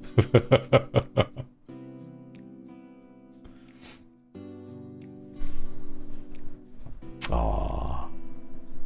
Man, that's so cool. Thank you for organizing that together, chat. Kaika, thank you. Okoiri. Thank you for the 3 months. It was a pleasure doing the mix for Happy Birthday, singing the other video, Happy Birthday again, Shinri. Thank you. Thank you. Also, Okoiri, thank you for re-upping the membership. There was one I saw like we never got the Razor Princess on our playthrough, but I saw a screenshot of one of the scenes where you confess to her and you're like, I like you. I think you're really cool. And then she responds, like, I'm paraphrasing, and it's like not exact, but she responds like, oh cool, I like you too. I'm still gonna kill you, but now we can kill each other with that like nice like romantic tension underneath. And I was like, wait, why is that so cute? It was great. I was like, man, I need some of that in my life, you know? Man. The Razor does have a lot of alternate dialogue though. Yeah, we didn't get to all of them. Like, cool, I like you too. Still gonna kill you, but now we have a lovely romantic undertone. You can feel the tension. Thank you everybody. Alright, and then there's also the big like video. I think the video also includes the cameo from Nicole. Yeah, it does. Yeah. The Yandere couple arc. Nothing like a mutual feeling killing. Alright, chat. Thank you all. Thank you all so much. I'm gonna go ahead and close this out. Okay, I'm so glad that it didn't like accidentally reveal anything, because like window capturing browsers is always sketchy. It's always scary. So I'm glad like nothing crazy happened this time. We'll see you all tomorrow as we go through the visual novel. I need to like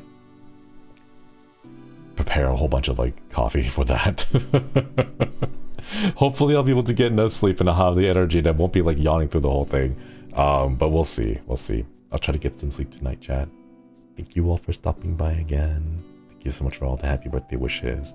I want to do a stream where we set up like goals for what to do next. I feel like I want to do that because it's, I don't know, like birthday, season 30, season 3. We're at the start of it, so like we should set some goals for it, you know? Wait, excuse me. Sorry. I have like something stuck in my lungs right now. Oh, wait. There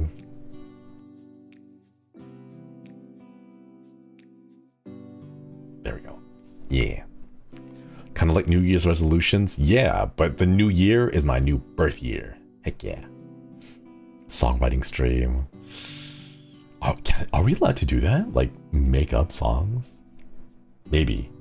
I don't know. Maybe as a membership stream? Maybe it's a membership stream. I don't know if I want to do a songwriting stream and make it public, because then it kind of gives away the entire thing. Tavi does a membership song. Yeah, maybe as a membership thing. Yeah. Alright, chat. Sorry, but I have to go soon. It's been almost 4 hours, and my room is like cooking me alive.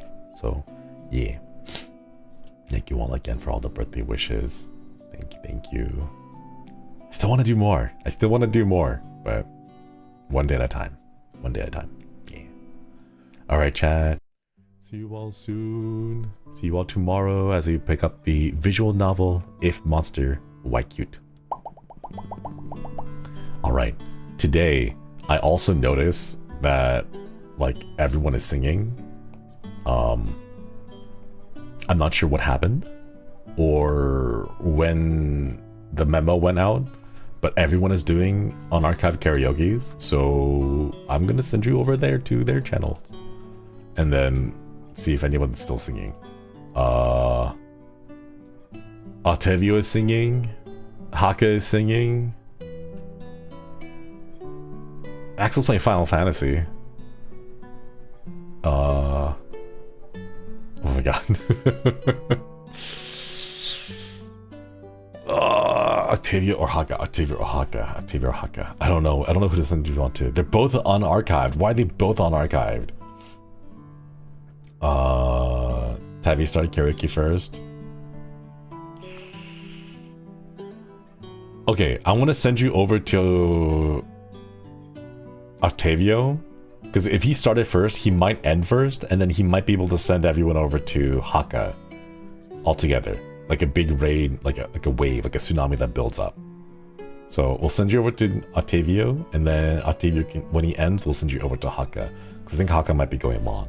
So yeah, he's gonna sing like 50 songs. Oh my god, it's a lot of songs. I had to practice my own singing too, but day at a time, one day at a time. Okay, bye everyone. I'll see you tomorrow. This is your Radio Ronin, your sweetie Shinri, signing off.